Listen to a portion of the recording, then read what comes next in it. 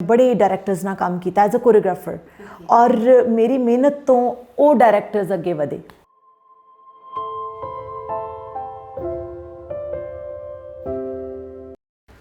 कहते औखा हुंदा उन्हां नूं पढ़ना जो आसान लगदे ने, ते मैनूं लगदा कि मैं अज यही गलती करन जा रही हाँ कि जिहड़े साडे अज दे मेहमान हैं मैं उन्हां नूं बड़े आसान जे समझ रही हाँ, बट वो आसान नहीं हैगे।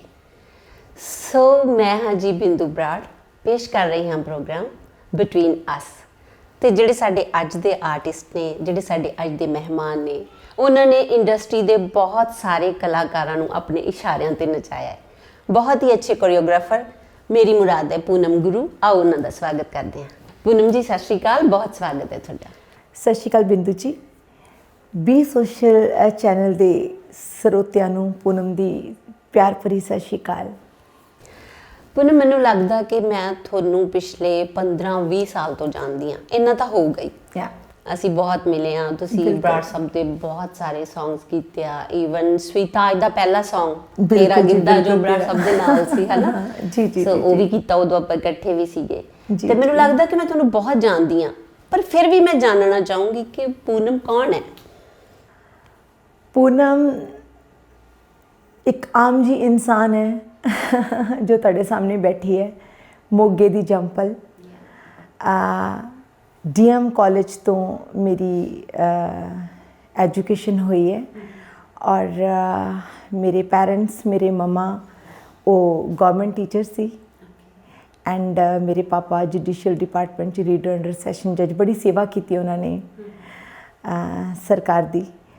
और अज मैं चंडीगढ़ जिस जगह के उत्ते पहुंची हाँ, बहुत तरह के हालातों का सामना किया है, बहुत कुछ देखा जिंदगी दे विच। आपां कहने हैं कि नाम बनाना ठीक है, नाम की है, कोई भी काम करो तो तुसी मतलब अगर तुसी पब्लिसिटी हासिल करनी है किसी भी तरीके नाल हासिल कर सकते हो, बट नहीं एक जगह के उत्ते पहुँचने वास्ते एक इंसान नूं जो स्ट्रगल करनी पैंदी है, जिन्हां हालातों का सामना करना पैंदा है, इट्स वेरी डिफिकल्ट टास्क। अज मैं इस जगह के उत्ते पहुंची हाँ, जिमें कि तुसी जानते हो मैनू बड़ी सेवा की है बॉलीवुड इंडस्ट्री की 28 ईयर्स। ये जिहड़ा सफ़र है मेरा, इस सफ़र नू बड़े संघर्ष नाल निभाया और इस मोगे दी जंपल कुड़ी, एक छोटी जी मछली इस बॉलीवुड के मगरमच्छां दे विच सरवाइव कर रही है, वो तुहाडे सामने है। और धन्नवाद तुसी मैनू सब दे रूबरू कर रहे हो। I am really thankful to you. बिल्कुल पूनम, मैं एक्चुअली पूछना चाहूँगी तुहानूं ये पूनम तो पूनम गुरु बन तक दा तुहाडा सफ़र किवें रहा। मैं तुहानूं बहुत जानदी हाँ, बट मैं चाहूँगी कि अज आपां दर्शकां नूं भी थोड़ा दसीए कि ये सफ़र किद्दां सीगा। जी बिल्कुल बिल्कुल। मैं एक बहुत छोटे शहर तो बिलोंग करती हूँ, मोगा। और उस शहर दे विच उस टाइम जिस वक्त आपां कहंदे ना एक मोड़ आंदा है जदों आपां नूं एक फाइनल करना हुंदा सी जिंदगी च की बनांगे की करांगे, एक मतलब है ना एक मकसद अपने सामने आंदा है, तो वो मकसद मेरे टैलेंट नूं लैके सी। मैं डांस की बहुत शौकीन सी बचपन तो लैके जवानी तक, और इस मोड़ तक भी लाइक डांस मेरा पैशन रहा। और मेरे पेरेंट्स नूं सी कि मैं PCS करा, मेरे डैडी नूं सी कि मैं जज बना। मतलब I was at that time I was very fat, you know, तुहानूं पता ही है, तुसीं मैनूं जानते ही हो, मैं बहुत ज़्यादा हेल्दी वेल्दी लड़की सी। और पापा नूं सी भी डिम्पी, मेरा निकनेम डिम्पी है। पापा नूं सी, डैडी नूं सी मेरे कि भी तेरी पर्सनैलिटी जजां वर्गी है। और डैडी भी जुडिशियल डिपार्टमेंट तो बिलोंग करते सी कि तू PCS कर, तू जज बन। बट जज कित्थों बना जदों दिमाग किते होर, यू नो, बड़े कर्मां वाले लोग हुंदे ने जिन्हां नूं अपनी हॉबी नूं एज अ प्रोफैशन लैण दा मौका मिले, बड़े। और वो खुशकिस्मत मैं हाँ जो मेरा शौक सी डांस नाल रिलेटेड सी। और अज इस वक्त I am only the lady director and choreographer at Bollywood industry ਹਾਂ ਆਪਾਂ ਇਹਦੇ ਬਾਰੇ ਵੀ ਗੱਲ ਕਰਾਂਗੇ। ਜੀ। ਇੰਡਸਟਰੀ 'ਚ ਤੁਸੀਂ ਕਿਵੇਂ ਆਏ, ਕਿੱਦਾਂ ਜੀ, ਸਟਾਰਟ ਕੀਤਾ? ਇਹ ਜਿਹੜਾ ਤੁਹਾਨੂੰ ਸ਼ੌਕ ਸੀ ਕਿੱਦਾਂ ਬਚਪਨ ਤੋਂ ਸੀ ਜਾਂ ਫਿਰ ਕਾਲਜ ਟਾਈਮ ਵੀ ਹੋ ਜਾਂਦਾ? ਜਿਵੇਂ ਮੈਨੂੰ ਕਾਲਜ 'ਚ ਜਾ ਕੇ ਬੜਾ ਮੈਂ ਮਾਧੁਰੀ ਦੇ ਸੌਂਗਸ ਤੇ ਨੱਚਦੀ ਹਾਂ ਬਿਲਕੁਲ ਉਹ ਜਸਟ ਉਹ ਕਾਲਜ ਤੱਕ ਹੀ ਸੀ, ਹੈ ਜੀ, ਨਾ? ਬਿਲਕੁਲ, ਤਾਂ ਉਹ ਮੈਂ ਤੁਹਾਨੂੰ ਜ਼ਰੂਰ ਪੁੱਛੂੰਗੀ ਕਿ ਕਿੱਦਾਂ ਉਹ ਬਚਪਨ 'ਚ ਸੀ ਜਾਂ ਕਾਲਜ ਟਾਈਮ ਜਾਂ ਫਿਰ ਬਾਅਦ 'ਚ ਕਦੋਂ ਤੁਸੀਂ ਸੋਚਿਆ ਕਿ ਮੈਂ ਇਸ ਪ੍ਰੋਫੈਸ਼ਨ ਦੇ ਵਿੱਚ ਜਾਵਾਂ, ਐਜ਼ ਅ ਪ੍ਰੋਫੈਸ਼ਨ ਲਵਾਂ ਇਸ ਡਾਂਸ ਨੂੰ? ਜਿਵੇਂ ਕਿ ਪਹਿਲਾਂ ਜਿਵੇਂ ਸਕੂਲ ਕਾਲਜਸ 'ਚ ਬੱਚੇ ਪਰਫਾਰਮ ਕਰਦੇ ਆ as it is like school ਵਿੱਚ ਟੀਚਰਸ ਨੇ ਸਾਡੇ ਟੈਲੈਂਟ ਨੂੰ ਦੇਖਿਆ, ਪਛਾਣਿਆ, ਸਾਨੂੰ ਅੱਗੇ ਕੀਤਾ, ਸਾਡਾ ਪਰਫਾਰਮੈਂਸ ਬਹੁਤ ਪਸੰਦ ਕੀਤਾ, ਰਾਈਟ ਮੇਰਾ। ਤੇ ਕਾਲਜ ਟਾਈਮ ਦੇ ਵਿੱਚ ਵੀ ਇਸ ਤਰ੍ਹਾਂ ਮਤਲਬ ਇੱਕ ਕਾਲਜ ਵਿੱਚ ਵੀ ਇੱਕ ਰਿੰਗ ਲੀਡਰ ਟਾਈਪ ਲਾਈਕ ਇੱਕ ਆਰਟਿਸਟ ਬੰਦਾ ਰਿੰਗ ਲੀਡਰ ਹੀ ਹੁੰਦਾ ਜੋ ਦਿਖਦਾ ਸਾਰੀ ਦੁਨੀਆ ਨੂੰ, ਸਾਰੀ ਕਾਲਜ ਵਿੱਚ ਇੱਕ ਅਲੱਗ ਹੀ ਪਹਿਚਾਣ, ਇੱਕ ਟੈਲੈਂਟਡ ਇਨਸਾਨ ਦੀ ਇੱਕ ਅਲੱਗ ਹੀ ਪਹਿਚਾਣ ਹੁੰਦੀ ਹੈ। ਤੇ ਉਹ ਪਹਿਚਾਣ ਮੈਨੂੰ ਕਾਲਜ ਦੇ ਵਿੱਚ ਵੀ ਮਿਲੀ। ਇੱਕ ਬੜੀ ਵੱਡੀ ਸ਼ਖਸੀਅਤ ਦਾ ਨਾਮ ਮੈਂ ਲੈਣ ਜਾ ਰਹੀ ਹਾਂ ਆਪਣੀ ਇੰਡਸਟਰੀ ਦੀ, ਪਾਲੀ ਭੁਪਿੰਦਰ ਸਿੰਘ ਜੀ। ਓਕੇ ਜੀ, ਮੇਰੇ ਪੰਜਾਬੀ ਦੇ ਲੈਕਚਰਰ ਹੁੰਦੇ ਸੀ ਉਹ, ਤੇ ਉਹਨਾਂ ਨੇ ਮੇਰੇ ਟੈਲੈਂਟ ਨੂੰ ਪਛਾਣਿਆ। ਐਕਟਿੰਗ ਲਾਈਨ ਦੇ ਵਿੱਚ ਤਾਂ ਉਹੀ ਮੈਨੂੰ ਲੈ ਕੇ ਆਏ ਨੇ। ਕਾਲਜ ਦੇ ਵਿੱਚ ਉਹਨਾਂ ਦੇ ਨਾਲ ਮੈਂ ਬਹੁਤ ਪਲੇ ਕੀਤੇ, ਕਰਵਾਏ ਉਹਨਾਂ ਨੇ ਮੇਰੇ ਤੋਂ। ਔਰ ਉਸ ਵਕਤ ਜਦੋਂ ਮੈਂ ਉਹਨਾਂ ਨੂੰ ਕੰਮ ਕਰਦੇ ਦੇਖਦੀ ਸੀ ਨਾ ਤਾਂ ਮੈਨੂੰ ਸੀ ਕਿ ਮੈਂ ਵੀ ਇਹ ਕੰਮ ਕਰਾਂ, ਮੈਂ ਵੀ ਕਰਵਾਵਾਂ, ਮੇਰੇ 'ਚ ਵੀ ਇਹ ਚੀਜ਼ ਹੈ, ਮੇਰੇ 'ਚ ਡਾਂਸ ਤਾਂ ਚਲੋ ਹੈਗਾ ਹੀ ਸੀ, ਉਹ ਜਿਹੜੀ ਐਕਟਿੰਗ ਦਾ ਕੀੜਾ ਮੈਨੂੰ ਉਹਨਾਂ ਤੋਂ ਮਿਲਿਆ, ਮੇਰੇ ਅੰਦਰ ਟਰਾਂਸਫਰ ਹੋਇਆ। ਤੇ ਔਰ ਜਦੋਂ ਮੈਂ ਚੰਡੀਗੜ੍ਹ ਪਹੁੰਚੀ, ਇੱਥੇ ਮਿਸਿਸ ਸ਼ੋਭਾ ਕੌਸਰ ਮੇਰੇ ਗੁਰੂ ਜੀ ਨੇ ਕਥਕ, ਮੈਂ ਕਥਕ ਦੀ ਵੀ ਟ੍ਰੇਨਿੰਗ ਲਿੱਤੀ ਹੈ ਥੋੜ੍ਹੀ ਦੇਰ, ਐਂਡ ਉਹਨਾਂ ਨੇ ਮੈਨੂੰ ਥੋੜ੍ਹੇ ਜਿਹੇ ਮਤਲਬ ਥੋੜ੍ਹੇ ਜਿਹੇ ਕਿ ਬਹੁਤ ਕੁਝ ਦਿੱਤਾ ਮੈਨੂੰ ਮੇਰੇ ਗੁਰੂ ਜੀ ਨੇ। ਤੇ ਜਦੋਂ ਮੈਂ ਚੰਡੀਗੜ੍ਹ ਦੇ ਵਿੱਚ ਡਾਂਸ ਲਈ ਆਈ ਸੀ ਸਿੱਖਣ ਲਈ, ਤੇ ਉਹ ਡਾਂਸ ਕਰਦੀ ਮੈਂ ਜਦੋਂ ਕਾਲਜ ਜੁਆਇਨ ਕੀਤਾ ਸੀ ਤੇ ਮੈਨੂੰ ਮੇਰੇ ਫਰੈਂਡਸ ਲੋਕਾਂ ਨੇ ਕਿਹਾ ਕਿ ਪੂਨਮ ਸਾਨੂੰ ਡਾਂਸ ਸਿਖਾ। ਹੁਣ ਮੋਗਾ ਦੇ ਵਿੱਚ ਤਾਂ ਜਿਵੇਂ ਬੱਚਿਆਂ ਨੂੰ ਸਿਖਾਉਂਦੀ ਸੀ, ਜਦੋਂ ਚੰਡੀਗੜ੍ਹ ਦੇ ਵਿੱਚ ਆਈ ਤੇ ਉਦੋਂ ਵੀ ਫਿਰ ਮੈਨੂੰ ਲੋਕਾਂ ਨੇ ਕਹਿਣਾ ਸ਼ੁਰੂ ਕਰਤਾ ਕਿ ਤੁਸੀਂ ਸਿਖਾਓ। ਜਦੋਂ ਮੈਂ ਉਹਨਾਂ ਨੂੰ ਸਿਖਾਉਂਦੀ ਸੀ, ਸਿਖਾਉਂਦੇ ਮੇਰਾ ਇੱਕ ਪੂਰਾ ਗਰੁੱਪ ਬਣ ਗਿਆ। ਓਕੇ। ਚੰਡੀਗੜ੍ਹ 'ਚ 27 ਸੈਕਟਰ ਜਾਟ ਭਵਨ ਦੇ ਵਿੱਚ ਮੈਂ ਆਪਣਾ ਡਾਂਸ ਸਕੂਲ ਖੋਲ੍ਹਿਆ। ਉਸ ਵਕਤ ਵੀ ਤੁਹਾਨੂੰ ਪਤਾ ਨਹੀਂ ਬੜੇ ਡਾਂਸ ਸਕੂਲ ਹੈਗੇ ਵੀ ਸੀ, ਮਤਲਬ ਇਹ ਨਹੀਂ ਹੈ ਕਿ ਹੈਗੇ ਸੀ ਕਾਫੀ। ਔਰ ਮੈਨੂੰ ਧਮਕੀਆਂ ਤੱਕ ਵੀ ਆਉਂਦੀਆਂ ਸੀ ਕਿ ਕਿਉਂ ਜਸਟ ਐਗਜ਼ਾਮਪਲ ਸ਼ਾਇਦ ਤੁਸੀਂ ਜ਼ਿਆਦਾ ਉਹ ਹੋ ਰਹੇ ਸੀਗੇ ਮੇਰੇ ਬੱਚੇ ਦਿਖਦੇ ਸੀ ਜ਼ਿਆਦਾ। ਓਕੇ। ਇੱਕ ਕੰਪੀਟੀਸ਼ਨ ਹੋਇਆ ਸੀ, ਉਹਦੇ ਵਿੱਚ ਨਾ 9 ਕੈਟਾਗਰੀ ਸੀ। ਅੱਛਾ। ਔਰ ਮੈਂ 11 ਬੱਚੇ ਲੈ ਕੇ ਗਈ ਸੀ ਕੰਪੀਟੀਸ਼ਨ 'ਚ। ਹਰ ਕੈਟਾਗਰੀ 'ਚ ਇੱਕ ਬੱਚਾ ਸੀ ਔਰ 2 ਕੈਟਾਗਰੀ 'ਚ ਮੇਰੇ ਡਬਲ 2 ਬੱਚੇ ਸੀ। ਤੁਸੀਂ ਮੰਨੋਗੇ ਸਾਰੀ ਕੈਟਾਗਰੀ ਦੇ ਵਿੱਚ ਫਸਟ ਪ੍ਰਾਈਜ਼, ਔਰ ਜਿਹੜੇ 2 ਬੱਚੇ ਸੀ ਉਹ ਸੈਕਿੰਡ। ਤਾਂ ਚੰਡੀਗੜ੍ਹ ਦੇ ਵਿੱਚ ਲੋਕੀ ਪਹਿਲਾਂ ਪੈਰਾਂ ਨਾਲ ਨੱਚਦੇ ਸੀ, ਫੇਸ ਨਾਲ ਨੱਚਣਾ ਕੀ ਹੁੰਦਾ ਹੈ ਉਹ ਵਾਹਿਗੁਰੂ ਜੀ ਨੇ ਮੇਰੇ ਥਰੂ ਮਤਲਬ ਆਪਾਂ you can understand, right? Because ਮੈਨੂੰ ਇਹ ਆ ਕਿ ਵੀ without expression dance act is nothing. Expressions ਨਾਲ ਹੀ ਇਨਸਾਨ ਆਪਣੇ ਆਪ ਦੀ ਪਹਿਚਾਣ ਦਿਖਾ ਸਕਦਾ ਹੈ ਨਾ ਕਿਸੇ ਵੀ ਚੀਜ਼ ਨੂੰ ਲੈ ਕੇ। ਬਿਲਕੁਲ। ਤੇ ਔਰ ਮੈਨੂੰ ਧਮਕੀਆਂ ਆਉਂਦੀਆਂ ਸੀ ਵੀ ਚੰਡੀਗੜ੍ਹ 'ਚ ਬੜੇ ਐਕਸੀਡੈਂਟ ਹੋ ਰਹੇ ਹੈ, ਵੀ ਤੁਸੀਂ ਜਾਓ ਇੱਥੋਂ। ਉਦੋਂ ਕੀ ਸੀ, ਇੱਕ ਛੋਟੀ ਜਿਹੀ ਡਾਂਸ ਟੀਚਰ, ਆਈ ਵਾਜ਼ ਨਥਿੰਗ। ਮੇਰੇ ਬੱਚੇ ਬੜੇ ਲਿਸ਼ੂ ਚਿਰਾਗ ਬੜੇ ਪਪੂਲਰ ਹੋ ਗਏ, ਉਹ ਕੰਪੀਟੀਸ਼ਨਸ ਤੋਂ ਬਾਅਦ ਬੜੇ ਪਪੂਲਰ ਹੋ ਗਏ ਹਰ ਜਗ੍ਹਾ ਤੇ। ਉਹਨਾਂ ਦਾ ਨਾਮ ਹੰਸਰਾਜ ਹੰਸ ਦਾ ਇੱਕ ਸ਼ੋਅ ਸੀ, ਹੰਸਰਾਜ ਹੰਸ ਜੀ ਦਾ ਇੱਕ ਸ਼ੋਅ ਸੀ, ਉੱਥੇ ਉਹਨਾਂ ਨੂੰ ਸਪੈਸ਼ਲ ਬੁਲਾਇਆ ਗਿਆ।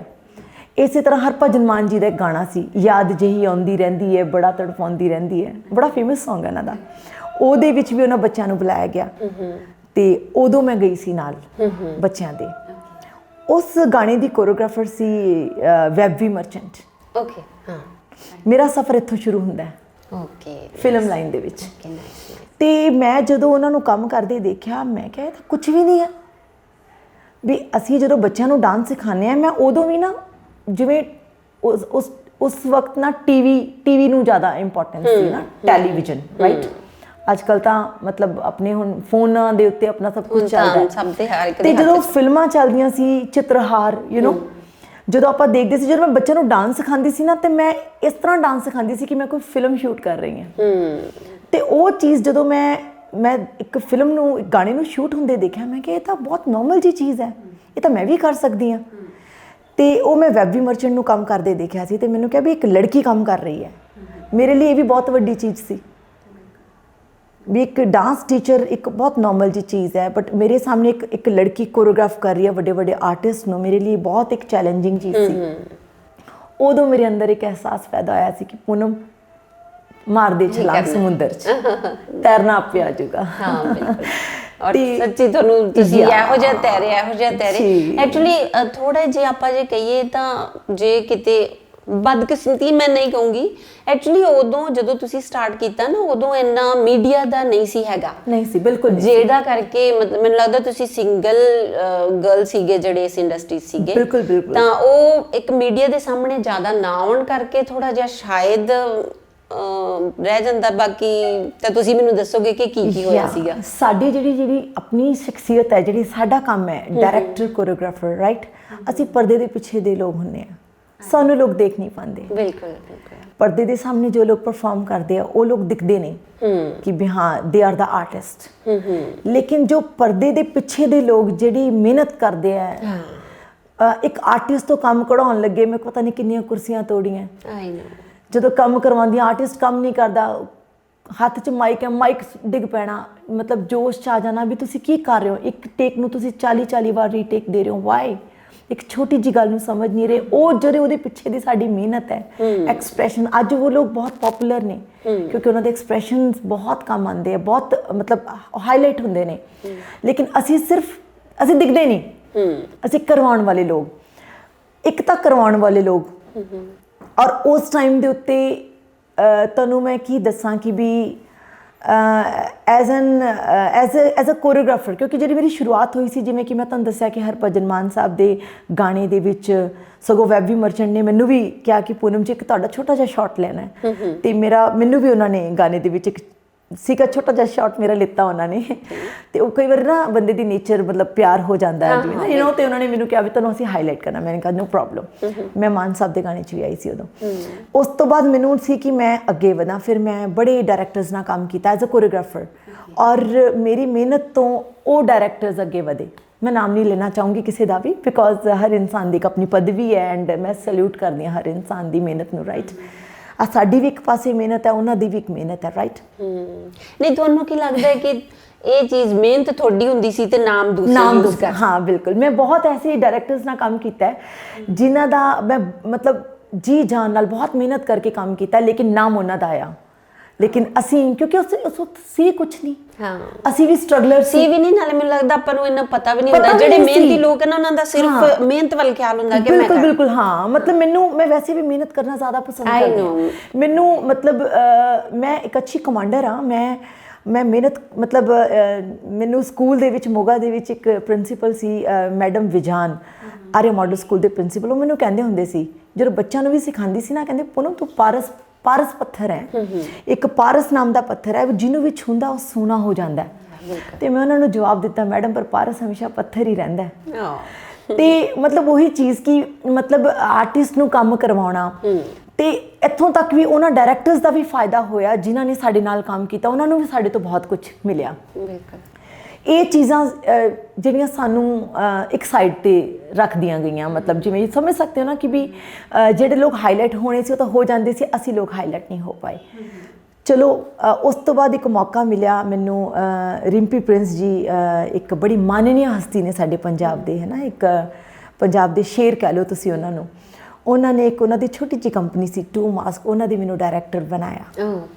ਤੇ ਉੱਥੋਂ ਮੇਰੀ ਐਂਟਰੀ ਹੋਈ ਹੈ ਡਾਇਰੈਕਸ਼ਨ ਲਾਈਨ ਦੇ ਵਿੱਚ।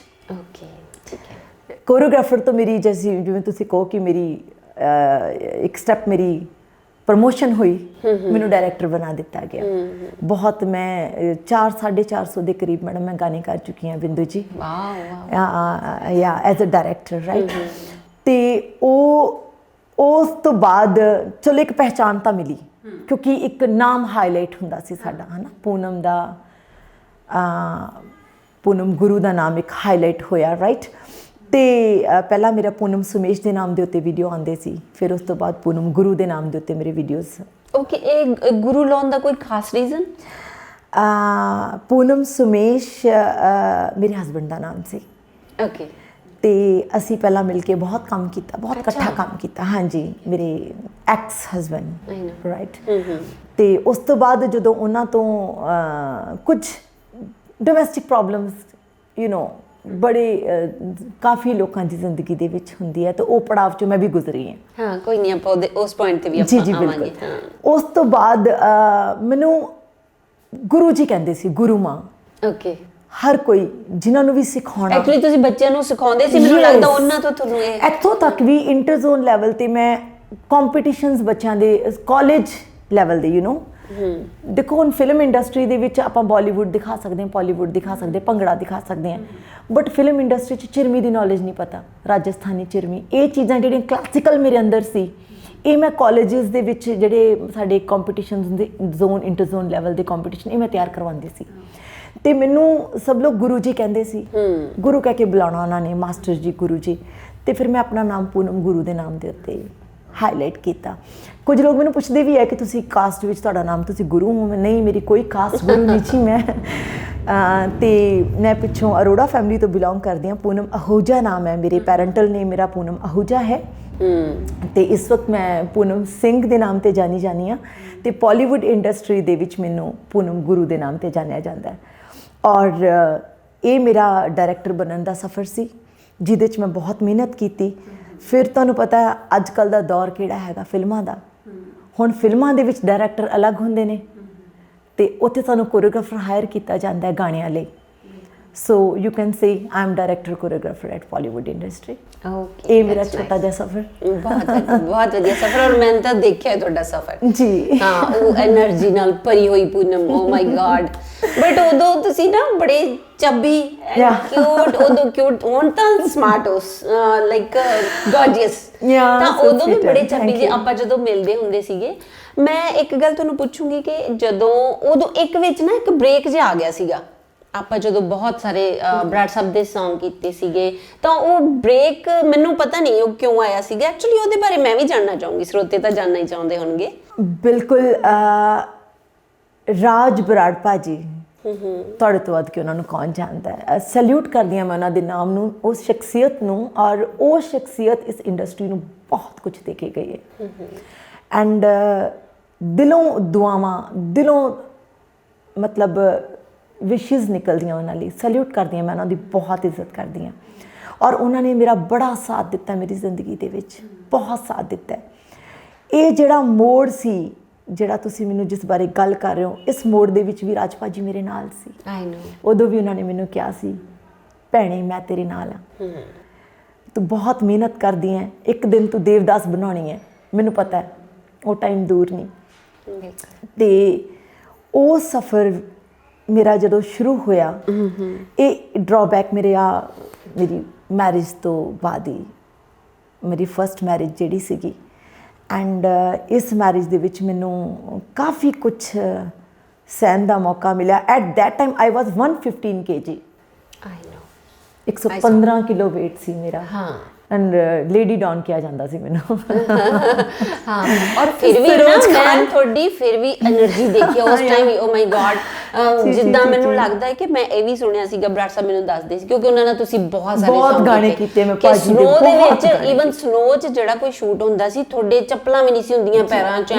ਓ ਮਾਈ ਗॉड, ਕਿ ਮੈਂ ਬਸ ਪਤਾ ਨਹੀਂ ਹੈ ਨਾ ਸਭ। ਔਰ ਉਹੀ ਤੁਹਾਡੀ એનર્ਜੀ, ਜਿਹੜੇ ਆਰਟਿਸਟ ਕੰਮ ਕਰਦੇ ਸੀ ਨਾ, ਉਹਨਾਂ 'ਚ ਉਹ એનર્ਜੀ ਭਰਦੀ ਸੀ। ਮੈਨੂੰ ਸਰੋਜ ਖਾਨ ਜੀ ਦਾ ਨਾਮ ਦਿੱਤਾ ਜਾਂਦਾ ਸੀ। ਹੁਣ ਵੀ ਕਹਿ ਦਿੰਦੇ ਨੇ ਵੈਸੇ ਲੋਕ ਜਿਹੜਾ ਕੰਮ ਕਰਦੇ ਨੇ ਮੈਨੂੰ, ਪਰ ਕਿੱਥੇ ਉਹ ਤੇ ਕਿੱਥੇ। I really salute her too. ਜਾ ਚੁੱਕੇ ਨੇ ਉਹ ਵੀ ਦੁਨੀਆ ਤੋਂ। ਬਹੁਤ ਲਾਸ ਹੋਇਆ ਸਾਡਾ ਇੰਡਸਟਰੀ ਦੇ ਵਿੱਚ, ਬੜੇ ਅੱਛੇ ਲੋਕ ਗਏ ਨੇ ਇਸ ਕਰੋਨਾ ਟਾਈਮ ਦੇ ਉੱਤੇ। ਲੇਕਿਨ ਮੈਨੂੰ ਉਹ ਟਾਈਮ ਯਾਦ ਹੈ ਜਿਸ ਟਾਈਮ ਦੀ ਤੁਸੀਂ ਗੱਲ ਕਰ ਰਹੇ ਹੋ। ਮਨਾਲੀ 'ਚ ਸ਼ੂਟ ਹੋ ਰਿਹਾ ਸੀ ਇਸ ਵਕਤ, ਔਰ ਜਿੰਨੇ ਵੀ ਯੂਨਿਟ ਸੀ ਸਾਡਾ, ਜਿੰਨੇ ਕਰੂ ਮੈਂਬਰ ਸੀ, ਸਭ ਦੇ ਲਈ ਮੈਂ ਸ਼ੂਜ਼ ਮੰਗਵਾਏ ਪਲਾਸਟਿਕ ਦੇ, ਕਿਉਂਕਿ ਅਸੀਂ ਸਨੋ ਦੇ ਵੀ ਸ਼ੂਟ ਕਰ ਰਹੇ ਸੀ। ਤੇ ਮੈਂ ਸਭ ਦੇ ਲਈ ਸ਼ੂਜ਼ ਮੰਗਵਾਏ, ਔਰ ਤੁਸੀਂ ਮੰਨੋਗੇ ਨਹੀਂ, ਸਭ ਦੇ ਲਈ ਸ਼ੂਜ਼ ਹੋ ਗਏ ਤੇ ਮਤਲਬ ਮੇਰੇ ਵਾਸਤੇ ਸ਼ੂਜ਼ ਨਹੀਂ ਬਚੇ। ਔਰ ਮੈਨੂੰ ਸਭ ਕਹਿਣ ਕਿ ਮੈਡਮ ਸਾਡਾ ਲੈ ਲਓ, ਸਾਡਾ ਪਾ ਲਓ। ਮੈਂ ਕਿਹਾ ਨਹੀਂ, ਨੋ ਪ੍ਰੋਬਲਮ, ਤੁਸੀਂ ਪਾਓ shoes, no problem, I will manage. ਮੇਰੇ ਕੋਲ ਉੱਥੇ ਬਾਥਰੂਮ ਚੱਪਲ ਹੀ ਸੀ, ਤੇ ਮੈਂ ਉਹ ਆਪਣੇ ਸ਼ੂਜ਼ ਤਾਂ ਪਾਏ ਨਹੀਂ, ਕਿਉਂਕਿ ਜਦੋਂ ਸਾਡੇ ਕੱਪੜੇ ਦੇ ਸ਼ੂਜ਼ ਉਹ ਫਿਰ ਗਿੱਲੇ ਹੋ ਜਾਂਦੇ, ਉਹ ਤਾਂ ਹੋਰ ਪ੍ਰੋਬਲਮ। ਮੈਂ ਬਾਥਰੂਮ ਚੱਪਲ ਹੀ ਪਾ ਲਈ। ਸ਼ੂਟ ਕਰਦੇ ਕਰਦੇ ਬਰਫ਼ ਦੇ ਵਿੱਚ ਮੇਰਾ ਇਹੋ ਜਿਹਾ ਪੈਰ ਧਸਿਆ ਬਾਥਰੂਮ ਚੱਪਲ ਬਰਫ਼ ਦੇ ਵਿੱਚ, ਮੈਂ ਨੰਗੇ ਪੈਰ, ਬਟ ਕੰਮ ਨਹੀਂ ਰੁਕਿਆ। ਸਾਰਾ ਸ਼ੂਟ ਕੀਤਾ ਬਿਨਾਂ ਸ਼ੂਜ਼ ਤੋਂ, ਮੈਂ ਨੰਗੇ ਪੈਰ ਕੰਮ ਕੀਤਾ ਮੈਂ। ਔਰ ਬਹੁਤ ਮਿਹਨਤ ਕੀਤੀ ਹੈ ਆਪਣੀ ਇਸ ਲਾਈਫ ਦੇ ਵਿੱਚ, ਬਹੁਤ ਸਟਰਗਲ। ਆਈ ਨੋ। ਇਸ ਇੰਡਸਟਰੀ ਤੁਸੀਂ ਕਿੰਨੇ, ਮੈਨੂੰ ਇਹ ਤਾਂ ਪਤਾ ਕਿ ਬਹੁਤ ਜਣਿਆਂ ਨਾਲ ਤੁਸੀਂ ਕੰਮ ਕਰ ਚੁੱਕੇ ਹੋ, ਕੋਈ ਸਪੈਸ਼ਲ ਲੋਕ ਜਿਹੜੇ ਤੁਹਾਨੂੰ ਦੱਸਣਾ ਚਾਹੋ ਤੁਸੀਂ ਕਿ ਕਿਹਦੇ ਨਾਲ ਕੰਮ ਕਰਿਆ ਤੁਸੀਂ? ਸਪੈਸ਼ਲ ਲੋਕ ਜਿਨ੍ਹਾਂ ਨਾਲ ਕੰਮ ਕਰਕੇ ਮੈਨੂੰ ਮਜ਼ਾ ਵੀ ਆਇਆ, ਇੱਕ ਤਾਂ ਰਾਜ ਬਰਾੜ ਸਾਹਿਬ ਜੀ ਦਾ ਨਾਮ ਲਊਂਗੀ ਮੈਂ। ਔਰ ਮਤਲਬ ਉਹ ਜਦੋਂ ਕੰਮ ਕਰਦੇ ਸੀ ਨਾ ਤਾਂ ਦਿਲ ਵਾਹ ਕਰਦਾ ਸੀ ਉਹਨਾਂ ਨਾਲ ਕੰਮ ਕਰਕੇ, ਐਨ ਖੁਸ਼ ਹੋ ਜਾਂਦਾ ਸੀ। ਇੱਕ ਆਪਣੇ ਇੰਡਸਟਰੀ ਦੇ ਬੜੇ ਮਹਾਨ ਹਸਤੀ ਨੇ, ਬਹੁਤ ਹੀ ਮਹਾਨ ਹਸਤੀ, ਜਿਨ੍ਹਾਂ ਦਾ ਨਾਮ ਲੈਂਦੇ ਸਾਰ ਮੇਰਾ ਸਿਰ ਝੁਕ ਜਾਂਦਾ, ਯੋਗਰਾਜ ਸਿੰਘ ਜੀ। ਮਤਲਬ ਬਹੁਤ ਮਿਹਨਤੀ ਇਨਸਾਨ ਹੈ ਉਹ, ਬਹੁਤ। ਔਰ ਉਹਨਾਂ ਨਾਲ ਕੰਮ ਕਰਕੇ ਸਾਨੂੰ ਖੁਦ ਨੂੰ ਵੀ ਸਿੱਖਣ ਨੂੰ ਬਹੁਤ ਕੁਝ ਮਿਲਿਆ, ਮਤਲਬ ਬਹੁਤ ਮਜ਼ਾ ਆਇਆ ਉਹਨਾਂ ਨਾਲ ਕੰਮ ਕਰਕੇ। ਬਹੁਤ ਸਟਰੋਂਗ ਪਰਸਨੈਲਿਟੀ ਹੈ ਸਾਡੀ ਇੰਡਸਟਰੀ ਦੀ, ਪੰਜਾਬੀ ਇੰਡਸਟਰੀ ਦੀ ਜਾਨ ਹੈ ਉਹ। ਔਰ ਹੋਰ ਵੀ ਮਿਸ ਪੂਜਾ ਨਾਲ ਵੀ ਆਪਾਂ ਬਹੁਤ ਕੰਮ ਕੀਤਾ ਮੈਂ, and Roshan Prince, Bajwa, Rubina Bajwa, right, Laavaan Phere film ਉਹਨਾਂ ਦੀ ਕੀਤੀ ਸੀ ਮੈਂ ਕੋਰੀਓਗ੍ਰਾਫ। ਸਮੀਪ ਕਾਂਗ ਜੀ ਡਾਇਰੈਕਟਰ ਨੇ ਉਸ ਫਿਲਮ ਦੇ। ਔਰ ਆਪਣੇ ਮੈਰਿਜ ਦਾ ਗੈਰੇਜ ਫਿਲਮ, ਜਸਵਿੰਦਰ ਭੱਲਾ ਭਾਜੀ। ਓਕੇ। ਜਸਵਿੰਦਰ ਭੱਲਾ ਭਾਜੀ ਦੇ ਮੈਨੂੰ ਵਰਡਸ ਅੱਜ ਵੀ ਯਾਦ ਹੈ। ਮੈਨੂੰ ਸੈੱਟ ਦੇ ਉੱਤੇ ਕਹਿੰਦੇ ਪੂਨਮ, ਹਰ ਸੈੱਟ ਦੇ ਉੱਤੇ ਨਾ, ਹਰ ਸ਼ੂਟ ਦੇ ਉੱਤੇ ਸਾਨੂੰ ਲੋਕ ਦੇਖਣ ਵਾਸਤੇ ਆਉਂਦੇ ਆ, ਜਦੋਂ ਤੇਰੇ ਨਾਲ ਸ਼ੂਟ ਕਰਦਾ ਲੋਕ ਤੈਨੂੰ ਦੇਖਦੇ ਰਹਿੰਦੇ ਆ। ਐਗਜ਼ੈਕਟਲੀ, ਕਿ ਜਦੋਂ ਤੇਰੇ ਨਾਲ ਕੰਮ ਕਰੀਦਾ ਲੋਕ ਤੈਨੂੰ ਦੇਖਦੇ ਆ, ਸਾਨੂੰ ਨਹੀਂ ਦੇਖਦੇ। ਮਤਲਬ ਹੀ is very wonderful personality Jaswinder Bhalla ਭਾਜੀ।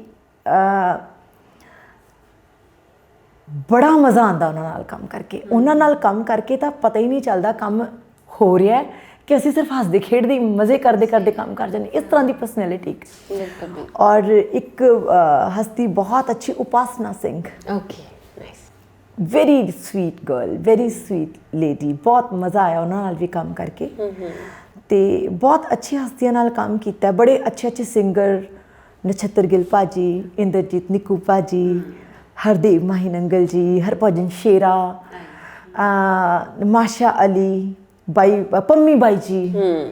ਪੰਮੀ ਬਾਈ ਜੀ ਦਾ ਗਾਣਾ ਇੱਕ ਮੈਂ ਸ਼ੂਟ ਕੀਤਾ ਸੀ, ਪੰਜਾਬਣ, ਉਹ ਪੀਟੀਸੀ ਚੈਨਲ, ਬਹੁਤ ਸਾਰੀਆਂ ਗਰਲਸ ਲੈ ਕੇ ਤੁਸੀਂ 70-80 ਕੁੜੀਆਂ ਨਾਲ ਲੈ ਕੇ ਅਲੱਗ ਸੀ ਉਹ ਕੀਤਾ ਸੀ। ਉਹ ਨੋਮੀਨੇਸ਼ਨ 'ਚ ਵੀ ਆਇਆ ਸੀ ਬੈਸਟ ਐਜ਼ ਅ ਕੋਰੀਓਗ੍ਰਾਫਰ ਮੇਰਾ ਉਹ ਗਾਣਾ ਨਾ। ਤੇ ਬਾਈ ਅਮਰਜੀਤ ਜੀ ਵੀ, ਰਾਜ ਬਾਈ ਜੀ ਦੇ ਵੀ ਬਹੁਤ ਗਾਣੇ, ਉਹ ਤਾਂ ਮੈਂ ਪਹਿਲਾਂ ਹੀ ਦੱਸ ਚੁੱਕੀ ਹਾਂ ਤੁਹਾਨੂੰ। ਈਵਨ ਸਵਿਤਾਜ ਦਾ ਪਹਿਲਾ ਵੀਡੀਓ ਵੀ ਤੁਸੀਂ, ਸਵਿਤਾਜ ਬਰਾੜ, ਜੋ ਕਿ ਸਾਡੀ ਇੰਡਸਟਰੀ ਦੀ ਜਾਨ ਹੈ ਇਸ ਵਕਤ। ਔਰ ਮਤਲਬ ਬੱਚੇ ਦੇ ਮੂੰਹ ਤੇ ਸਵਿਤਾਜ ਦਾ ਨਾਮ ਹੈ। ਤੇ ਇਹ ਸਵਿਤਾਜ ਦਾ ਪਹਿਲਾ ਗਾਣਾ, ਪਹਿਲਾ ਵੀਡੀਓ ਤੁਸੀਂ ਪੂਨਮ ਗੁਰੂ ਨੇ ਕੀਤਾ। ਯੈਸ ਜੀ, ਬਿਲਕੁਲ। ਤੇ ਹੁਣ ਲੇਟੈਸਟ ਕੀ ਕਰ ਰਹੇ ਹੋ, ਕੀ ਚੱਲ ਰਿਹਾ ਹੈ, ਕੁਝ ਮੂਵੀਜ਼ ਜਾਂ ਕੁਝ? ਐਕਚੁਅਲੀ ਮੈਂ ਤਾਂ ਪੁੱਛਿਆ ਕਿ ਮੈਂ ਨਾ ਤੁਹਾਨੂੰ ਸਪਨਾ ਚੌਧਰੀ ਨਾਲ ਦੇਖਿਆ ਸੀ। ਹਾਂਜੀ ਜੀ, ਬਿਲਕੁਲ। ਉਹਨਾਂ ਨੂੰ ਚਾਹ ਰਹੇ ਸੀ ਤੁਸੀਂ। ਯੈਸ, ਮੈਂ ਹੁਣੇ ਇੱਕ ਫਿਲਮ ਕੀਤੀ ਹੈ, ਹਿੰਦੀ ਮੂਵੀ ਹੈ, ਜਿਹਦੇ 'ਚ ਸਪਨਾ ਚੌਧਰੀ ਦਾ ਆਈਟਮ ਨੰਬਰ ਹੈ। ਉਹ ਮੈਂ ਸ਼ੂਟ ਕੀਤਾ ਹੁਣੇ ਐਜ਼ ਅ ਕੋਰੀਓਗ੍ਰਾਫਰ। ਕਿਉਂਕਿ ਜਿਵੇਂ ਕਿ ਤੁਹਾਨੂੰ ਪਤਾ ਹੀ ਕਿ ਫਿਲਮ ਦੇ ਡਾਇਰੈਕਟਰ ਹੋਰ ਹੁੰਦੇ ਆ, ਤੇ ਮਤਲਬ ਫਿਲਮ ਦੇ ਤਾਂ ਚਲੋ ਗਾਣੇ ਅਗਰ ਅਸੀਂ ਕੋਰੀਓਗ੍ਰਾਫ ਕਰਦੇ ਹਾਂ ਤਾਂ ਫਿਲਮ ਦੇ ਗਾਣੇ ਦਾ ਡਾਇਰੈਕਟਰ ਅਸੀਂ ਆਪ ਹੀ ਹੁੰਦੇ ਹਾਂ, ਰਾਈਟ। ਤੇ ਮੇਰੀ ਇੱਕ ਮੂਵੀ ਆਈ ਹੈ ਮਰ ਜਾਣੇ। ਓਕੇ, ਠੀਕ ਹੈ। ਹਾਂ, ਮਰ ਜਾਣੇ ਰਿਲੀਜ਼ ਹੋ ਚੁੱਕੀ ਹੈ, 10th of ਨਵੰਬਰ ਨੂੰ ਸ਼ਾਇਦ ਰਿਲੀਜ਼ ਹੋਈ ਹੈ ਕਿ ਦਸੰਬਰ ਨੂੰ ਰਿਲੀਜ਼ ਹੋ ਚੁੱਕੀ ਹੈ ਮੂਵੀ, ਰਾਈਟ। ਔਰ ਇੱਕ ਮੇਰੀ ਫਿਲਮ ਮੈਂ ਐਜ਼ ਐਸੋਸੀਏਟ ਡਾਇਰੈਕਟਰ ਕੀਤੀ ਹੈ, ਮੇਰੀ ਫਸਟ ਮੂਵੀ ਹੈ ਰੱਬ ਦੇ ਬੰਦੇ। ਅੱਛਾ ਜੀ। ਉਹ ਵੀ ਰਿਲੀਜ਼ ਹੋ ਚੁੱਕੀ ਹੈ, ਪੀਟੀਸੀ ਚੈਨਲ ਦੀ ਸ਼ੂਟ ਹੋਈ ਹੈ। ਉਹਨਾਂ ਦੇ ਡਾਇਰੈਕਟਰ ਨੇ ਮਿਸਟਰ ਅਮਰਿੰਦਰ ਗੋਰਾਇਆ ਜੀ।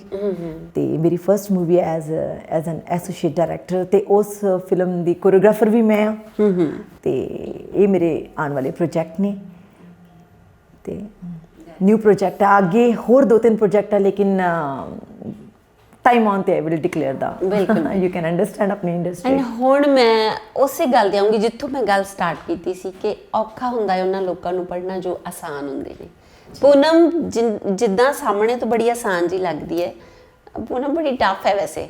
ਤਾਂ ਮੈਂ ਸੋਚਦੀ ਹਾਂ ਕਿ ਉਹ ਪੂਨਮ ਦੇ ਹੱਸਦੇ ਚਿਹਰੇ ਦੇ ਇੰਨਾ ਜਿਹੜੀ ਖਿੜਖਿੜ ਹੱਸਦੀ ਹੈ, ਜਿਹੜੀ ਹਮੇਸ਼ਾ ਖੁਸ਼ੀਆਂ ਵੰਡਦੀ ਹੈ, ਉਹਦੇ ਮੈਨੂੰ ਪਤਾ ਹੈ ਐਕਚੁਅਲੀ ਉਹਦੇ ਪਿੱਛੇ ਕੁਝ ਦਰਦ ਵੀ ਹੈਗਾ। ਤੁਸੀਂ ਕੋਈ ਸਾਂਝਾ ਕਰਨਾ ਚਾਹੋਗੇ ਸਾਡੇ ਨਾਲ? ਬਿੰਦੂ ਜੀ ਤੁਸੀਂ ਮੈਨੂੰ ਰਵਾਉਣ ਦਾ ਇਰਾਦਾ ਲੈ ਕੇ ਆਏ ਹੋ। ਤੁਹਾਡੀ ਗੱਲ ਬਿਲਕੁਲ ਸਹੀ ਹੈ। ਉਹ ਕਹਿੰਦੇ ਨਾ ਹੱਸਦੇ ਹੋਏ ਚਿਹਰੇ ਪਿੱਛੇ ਬਹੁਤ ਕੁਝ ਛਿਪਿਆ ਹੁੰਦਾ ਹੈ, ਜਿਹੜਾ ਕਿ ਲੁਕਿਆ ਹੁੰਦਾ ਹੈ, ਉਹ ਹਾਸਾ ਲੁਕੋ ਲੈਂਦਾ ਹੈ। ਇਸ ਚਿਹਰੇ ਪਿੱਛੇ ਵੀ ਬਹੁਤ ਕੁਝ, ਬਹੁਤ ਸਟਰਗਲ, ਬੜੇ ਥਪੇੜੇ ਹੈ ਆਪਣਿਆਂ ਦੇ ਮਾਰੇ ਹੋਏ, ਬਟ ਹਰ ਥਪੇੜੇ ਨੂੰ ਪੂਨਮ ਨੇ ਜਵਾਬ ਪੂਰਾ ਦਿੱਤਾ। Strong Poonam. Yeah, I'm very strong lady, and it's I'm really proud of myself that I'm strong lady. ਪਰ ਇਹ word ਕਈ ਲੋਕਾਂ ਕੋਲ ਬਰਦਾਸ਼ਤ ਨਹੀਂ ਹੁੰਦਾ ਕਿ why Poonam is saying that I'm strong lady. Poonam can say I'm strong lady because Poonam is strong lady. But ਇਸ strong lady ਨੂੰ ਜਿਨ੍ਹਾਂ ਲੋਕਾਂ ਨੇ ਹਿਲਾਉਣ ਦੀ ਕੋਸ਼ਿਸ਼ ਕੀਤੀ ਹੈ, ਬਹੁਤ ਬੁਰੀ ਤਰ੍ਹਾਂ ਤੋੜਿਆ। ਬਟ ਮੈਂ ਇੱਕ ਗੱਲ ਕਹਿਣੀ ਆ ਉਹਨਾਂ ਸਾਰਿਆਂ ਨੂੰ ਕਿ ਇਹ ਉਹਨਾਂ ਲੋਕਾਂ ਨੂੰ ਵੀ ਤੇ ਇਹ ਉਹਨਾਂ ਲੋਕਾਂ ਨੂੰ ਵੀ ਜਿਨ੍ਹਾਂ ਦੀ ਜ਼ਿੰਦਗੀ 'ਚ ਇਹ ਹਾਲਾਤ ਚੱਲ ਰਹੇ ਨੇ, ਇਹ ਦੁੱਖ, ਇਹ ਸਟਰਗਲ ਚੱਲ ਰਹੀ ਹੈ ਕਿ ਜ਼ਿੰਦਗੀ ਦੇ ਵਿੱਚ ਜ਼ਿੰਦਗੀ ਕਈ ਵਾਰ ਹਰਾ ਦਿੰਦੀ ਹੈ ਸਾਨੂੰ, ਬਿਲਕੁਲ ਹਰਾ ਦਿੰਦੀ ਹੈ ਜ਼ਿੰਦਗੀ, ਬਿਲਕੁਲ ਹਰਾ ਦਿੰਦੀ ਹੈ, ਕਿਉਂਕਿ ਹਾਲਾਤ ਇਹੋ ਜਿਹੇ ਹੁੰਦੇ ਨੇ ਕਿ ਜ਼ਿੰਦਗੀ ਵਿੱਚ ਸਾਨੂੰ ਹਾਰ ਮੰਨਣੀ, ਮਤਲਬ ਸਾਨੂੰ ਬਰਦਾਸ਼ਤ ਕਰਨੀ ਪੈਂਦੀ ਹੈ ਹਾਰ। ਬਟ ਹਾਰ ਮੰਨੋ ਨਾ, ਹਾਰ ਬਰਦਾਸ਼ਤ ਕਰ, ਜ਼ਿੰਦਗੀ ਹਰਾ ਦਿੰਦੀ ਹੈ ਸਾਨੂੰ। ਅਸੀਂ ਕਹਿ ਦਿੰਦੇ ਹਾਂ ਕਿ ਸਾਨੂੰ ਜ਼ਿੰਦਗੀ ਨੇ ਹਰਾਤਾ, ਬਟ ਤੁਸੀਂ ਜ਼ਿੰਦਗੀ 'ਚ ਤਦ ਹਾਰੋਗੇ ਨਾ ਅਗਰ ਜ਼ਿੰਦਗੀ 'ਚ ਹਾਰ ਮੰਨੋਗੇ। ਅਗਰ ਤੁਸੀਂ ਹਾਰ ਮੰਨੋਗੇ ਹੀ ਨਹੀਂ ਤਾਂ ਤੁਸੀਂ ਹਾਰੋਗੇ ਕਿਵੇਂ? ਕਿਉਂਕਿ ਨੈਕਸਟ ਅਗਲਾ ਪੜਾਵ ਤੁਹਾਡੇ ਸਾਹਮਣੇ ਖੜਾ ਹੁੰਦਾ ਹੈ। ਜਦੋਂ ਤੁਸੀਂ ਆਪਣੇ ਇੱਕ ਦੁੱਖ ਨੂੰ ਇਗਨੋਰ ਕਰੋਗੇ, ਤੁਸੀਂ ਆਪਣੇ ਸਾਹਮਣੇ ਦੇਖੋਗੇ ਕਿ ਤੁਹਾਡੇ ਸਾਹਮਣੇ ਕੁਝ ਹੋਰ, ਤੁਹਾਡੇ ਲਈ ਤੁਹਾਡਾ ਲਕਸ਼, ਤੁਹਾਡਾ ਟਾਰਗੇਟ ਅੱਗੇ ਹੋਰ ਹੈ, ਤੁਸੀਂ ਉਸ ਟਾਰਗੇਟ ਵੱਲ ਧਿਆਨ ਦੇਖੋ, ਤਾਂ ਤੁਸੀਂ ਕਦੇ ਜ਼ਿੰਦਗੀ 'ਚ ਹਾਰੋਗੇ ਨਹੀਂ। ਚਾਹੇ ਤੁਹਾਨੂੰ ਜ਼ਿੰਦਗੀ ਹਰਾਉਂਦੀ ਹੈ, ਜ਼ਿੰਦਗੀ ਭਾਵੇਂ ਹਰਾ ਦੇ, ਪਰ ਤੁਸੀਂ ਜ਼ਿੰਦਗੀ 'ਚ ਕਦੇ ਹਾਰ ਨਾ ਮੰਨੋ। ਔਰ ਇਹੀ ਰੀਜ਼ਨ ਹੈ ਕਿ ਪੂਨਮ ਸਭ ਦੇ ਸਾਹਮਣੇ ਖੜੀ ਹੈ। ਔਰ ਇਸ ਪੂਨਮ ਨੂੰ ਹਿਲਾਉਣ ਵਾਲੇ ਸਾਡੇ ਕੁਝ ਆਪਣੇ ਹੀ ਲੋਕ, ਜਿਵੇਂ ਕਿ ਤੁਹਾਨੂੰ ਪਤਾ ਹੈ ਕਿ ਮੈਂ ਹੁਣੇ ਤੁਹਾਨੂੰ ਦੱਸਿਆ ਮੇਰੀ ਐਕਸ ਲਾਈਫ, ਮੈਨੂੰ ਬਹੁਤ ਲੋਕ ਕਹਿੰਦੇ ਪੂਨਮ ਤੂੰ ਇੰਨੀ ਟੈਲੈਂਟਡ ਲੜਕੀ, ਇੰਨੀ ਮਿਹਨਤੀ, ਇੰਨੀ ਜ਼ਿਆਦਾ ਤੈਨੂੰ ਨੌਲੇਜ ਹੈ ਇਸ ਇੰਡਸਟਰੀ ਦੀ। ਸਾਡੀ ਇੰਡਸਟਰੀ ਦੇ ਵਿੱਚ ਲੋਕਾਂ ਨੂੰ ਕੋਰੀਓਗ੍ਰਾਫਰ ਦਾ ਮਤਲਬ ਵੀ ਨਹੀਂ ਪਤਾ।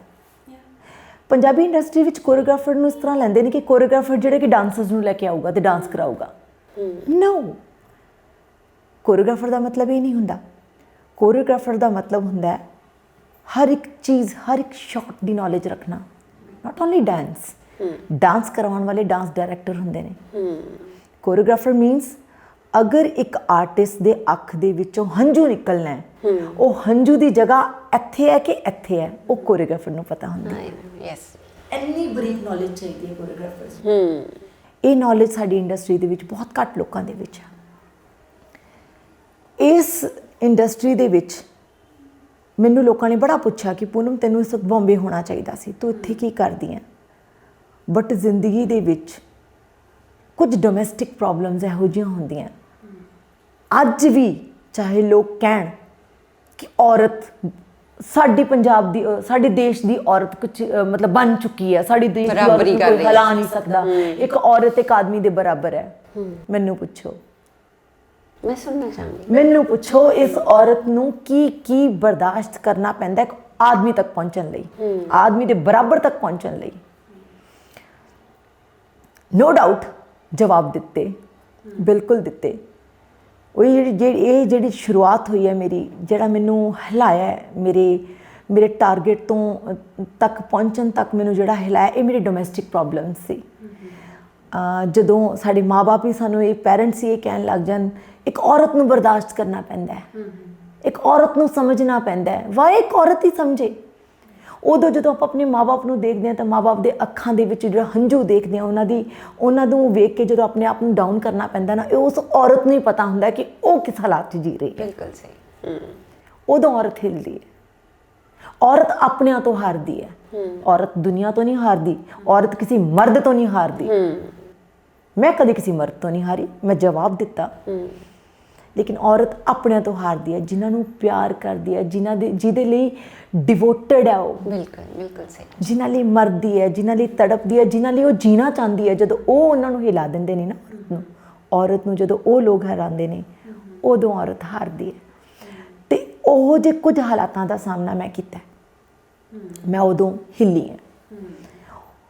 ਉਹਨਾਂ ਟੈਨਸ਼ਨਸ ਤੋਂ ਉਹਨਾਂ ਟੈਨਸ਼ਨਸ ਨੂੰ ਲੈ ਕੇ ਮੈਂ ਅੱਗੇ ਨਹੀਂ ਵਧੀ, ਮੈਂ ਫਿਰ ਪਿੱਛੇ ਖਿੱਚ ਲਿੱਤੀ ਗਈ। ਔਰ ਮੈਂ ਤੁਹਾਨੂੰ ਇੱਕ ਬਹੁਤ ਵੱਡੀ ਗੱਲ ਦੱਸਣ ਜਾ ਰਹੀ ਹਾਂ, ਮੈਂ ਇਸ ਇੰਡਸਟਰੀ ਨੂੰ ਬਹੁਤ ਵਾਰ ਛੱਡ ਚੁੱਕੀ ਹਾਂ, ਛੱਡਿਆ। ਮੈਂ ਹਰ ਵਾਰ ਇਸ ਇੰਡਸਟਰੀ ਨੂੰ ਛੱਡ ਕੇ ਬਾਏ ਕਹਿ ਕੇ ਗਈ ਹਾਂ, ਲੇਕਿਨ ਇਸ ਇੰਡਸਟਰੀ ਨੇ ਮੈਨੂੰ ਨਹੀਂ ਛੱਡਿਆ। ਹਰ ਵਾਰ ਮੈਨੂੰ ਲੈ ਕੇ ਆਈ ਹੈ ਇੰਡਸਟਰੀ ਵਾਪਸ। ਕੁਛ ਨਾ ਕੁਛ ਚੰਗੇ ਲੋਕ ਜਿਹੜੇ ਉਹ ਤੁਹਾਨੂੰ ਫਿਰ ਖਿੱਚ ਲੈਂਦੇ ਸੀ। ਪੂਨਮ ਮੈਡਮ ਤੁਹਾਡੀ ਲੋੜ ਹੈ। ਆਈ ਨੋ ਪੂਨਮ ਜੀ, ਤੁਸੀਂ ਕਰ ਸਕਦੇ ਹੋ। ਜਦੋਂ ਉਹਨਾਂ ਦੇ ਵਰਡਸ, ਜਦੋਂ ਉਹਨਾਂ ਦਾ ਇੱਕ ਵਿਸ਼ਵਾਸ ਮੇਰੇ ਲਈ ਖੜਾ ਹੁੰਦਾ ਨਾ, ਮੇਰੇ ਸਾਹਮਣੇ ਆਉਂਦਾ, ਤਦ ਇਸ ਪੂਨਮ ਦੇ ਵਿੱਚ ਫਿਰ ਜਾਨ ਆ ਜਾਂਦੀ ਹੈ। ਫਿਰ ਇਸ ਵਕਤ ਪੂਨਮ ਫਿਰ ਜਵਾਬ ਦਿੰਦੀ ਹੈ ਕਿ ਨਹੀਂ, ਮੈਂ ਕਰੂੰਗੀ।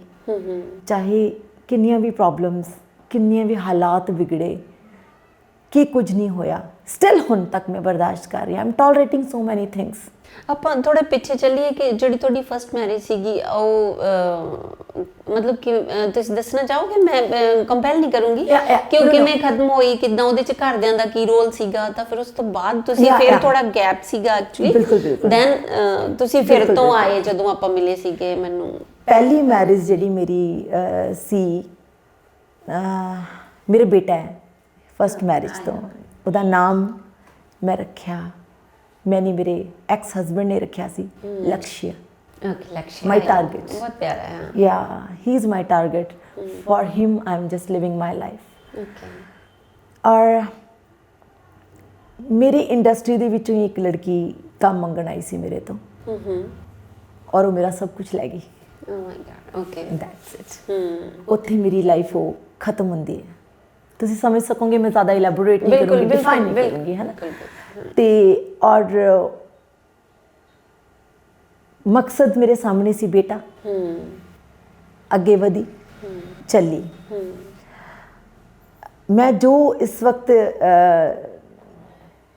ਇਸ ਚੈਨਲ ਸਾਹਮਣੇ, ਤੁਹਾਡੇ ਸਭ ਦੇ ਸਾਹਮਣੇ ਮੈਂ ਜੋ ਚੀਜ਼ਾਂ ਡਿਫਾਈਨ ਕਰ ਰਹੀ ਹਾਂ, ਬਹੁਤ ਡਿਫਿਕਲਟ ਹੈ ਡਿਫਾਈਨ ਕਰਨੀਆਂ, ਬਟ ਵਾਹਿਗੁਰੂ ਜੀ ਹਿੰਮਤ ਦੇਣ ਤਾਂ ਕਿ ਮੈਂ ਸਭ ਨਹੀਂ, ਉਹ ਇਦਾਂ ਹੈ ਕਿ ਤੁਹਾਨੂੰ ਦੇਖ ਕੇ ਨਾ ਹੋਰ ਬੜਿਆਂ ਨੂੰ ਹਿੰਮਤ ਮਿਲਦੀ ਹੈ ਕਿ ਅਸੀਂ ਕੋਈ ਸਟੈਪ ਚੱਕ ਸਕਦੇ। ਬਹੁਤ ਐਸੀਆਂ ਗਰਲਸ ਹੁੰਦੀਆਂ ਜਿਹੜੀਆਂ ਉਹ ਨਾ ਬਰਦਾਸ਼ਤ ਕਰਦੀਆਂ ਰਹਿੰਦੀਆਂ। ਤਾਂ ਮੈਂ ਚਾਹੁੰਦੀ ਹਾਂ ਕਿ ਤੁਹਾਡੀ ਸਟੋਰੀ ਸੁਣ ਕੇ, ਤੁਹਾਡੀ ਗੱਲ ਸੁਣ ਕੇ ਕਿਸੇ ਹੋਰ ਨੂੰ ਹਿੰਮਤ ਮਿਲੇ, ਤਾਂ ਕਿ ਉਹ ਉਸ ਨਰਕ ਚੋਂ ਨਿਕਲੇ ਜਾਂ ਜੀ ਬਿਲਕੁਲ ਉਹਦੀ ਲਾਈਫ ਸਹੀ ਹੋ ਜਾਏ। ਬਿਲਕੁਲ ਬਿਲਕੁਲ ਬਿਲਕੁਲ ਸਹੀ, ਬਿਲਕੁਲ ਸਹੀ ਬੋਲ ਰਹੇ ਹੋ ਤੁਸੀਂ। ਇਸੇ ਲਈ ਮੈਂ ਮੇਰੀ ਜਿਹੜੀ ਸਟੋਰੀ ਹੈ, ਇਹ ਮੇਰੇ ਲਈ ਨਹੀਂ ਹੈ, ਉਹਨਾਂ ਲੋਕਾਂ ਲਈ ਹੈ, ਤਾਂ ਕਿ ਉਹ ਲੋਕ ਇਹਨਾਂ ਚੀਜ਼ਾਂ ਚੋਂ ਬਾਹਰ ਨਿਕਲਣ ਫਿਰ ਤੋਂ ਸਟਰੋਂਗ। ਬਿਲਕੁਲ ਬਿਲਕੁਲ ਬਿਲਕੁਲ। ਤੇ ਮੈਂ ਉਸ ਹਾਲਾਤ ਚੋਂ ਬਾਹਰ ਨਿਕਲੀ, ਮੇਰਾ ਬੇਟਾ ਸੀ ਮੇਰੇ ਸਾਹਮਣੇ, ਔਰ ਸੋਚਿਆ ਕਿ ਹੁਣ ਮੈਂ ਕੰਮ ਕਰੂੰਗੀ, ਮਿਹਨਤ ਕਰੂੰਗੀ, ਸਿਰਫ ਆਪਣੇ ਟਾਰਗੇਟ ਲਈ ਜਾਊਂਗੀ। ਔਰ ਟਾਰਗੇਟ ਇੱਕ ਤਾਂ ਮੇਰਾ ਬੇਟਾ, ਦੂਸਰਾ ਮੇਰਾ ਆਪਣਾ ਟੈਲੈਂਟ, ਮੇਰਾ ਆਪਣਾ ਕੰਮ, ਜਿਹੜਾ ਕਿ ਮੇਰਾ ਸਭ ਤੋਂ ਪਹਿਲਾ ਪਿਆਰ। I love my talent, I love myself and I love my industry too। ਬਹੁਤ ਪਿਆਰ, ਬੜੀ ਇੱਜ਼ਤ ਦਿੱਤੀ ਇਸ ਇੰਡਸਟਰੀ ਨੇ ਮੈਨੂੰ। ਬਸ ਇਹੀ ਚੀਜ਼ ਸੀ ਮੇਰੇ ਕੋਲ, ਅੱਗੇ ਵਧੀ, ਬਿਲਕੁਲ ਵਧੀ। ਲੇਕਿਨ ਉਹੀ ਹੈ ਨਾ, ਜਦੋਂ ਸਾਹਮਣੇ ਤੁਹਾਡੇ ਮਾਂ-ਬਾਪ ਆ ਜਾਂਦੇ ਨੇ। ਅਸੀਂ ਨਾ ਥੋੜੇ ਦਿਨ ਪਹਿਲਾਂ ਹੀ ਇੱਕ ਗੱਲ ਤੇ ਗੱਲ ਸਾਡੇ ਚੈਨਲ ਤੇ ਪ੍ਰੋਗਰਾਮ ਆਉਂਦਾ, ਉਹਦੇ 'ਚ ਅਸੀਂ ਲੇਟੈਸਟ ਗੱਲ ਕਰਕੇ ਹਟੇ ਸੀਗੇ ਕਿ ਜਿਹੜੀ ਦੁਬਾਰਾ ਜ਼ਿੰਦਗੀ ਸ਼ੁਰੂ ਕਰਨੀ ਕਿੰਨੀ ਕੁ ਠੀਕ ਹੁੰਦੀ ਹੈ। ਇਸ ਟੌਪਿਕ ਤੇ ਅਸੀਂ ਗੱਲ ਕੀਤੀ ਸੀਗੀ।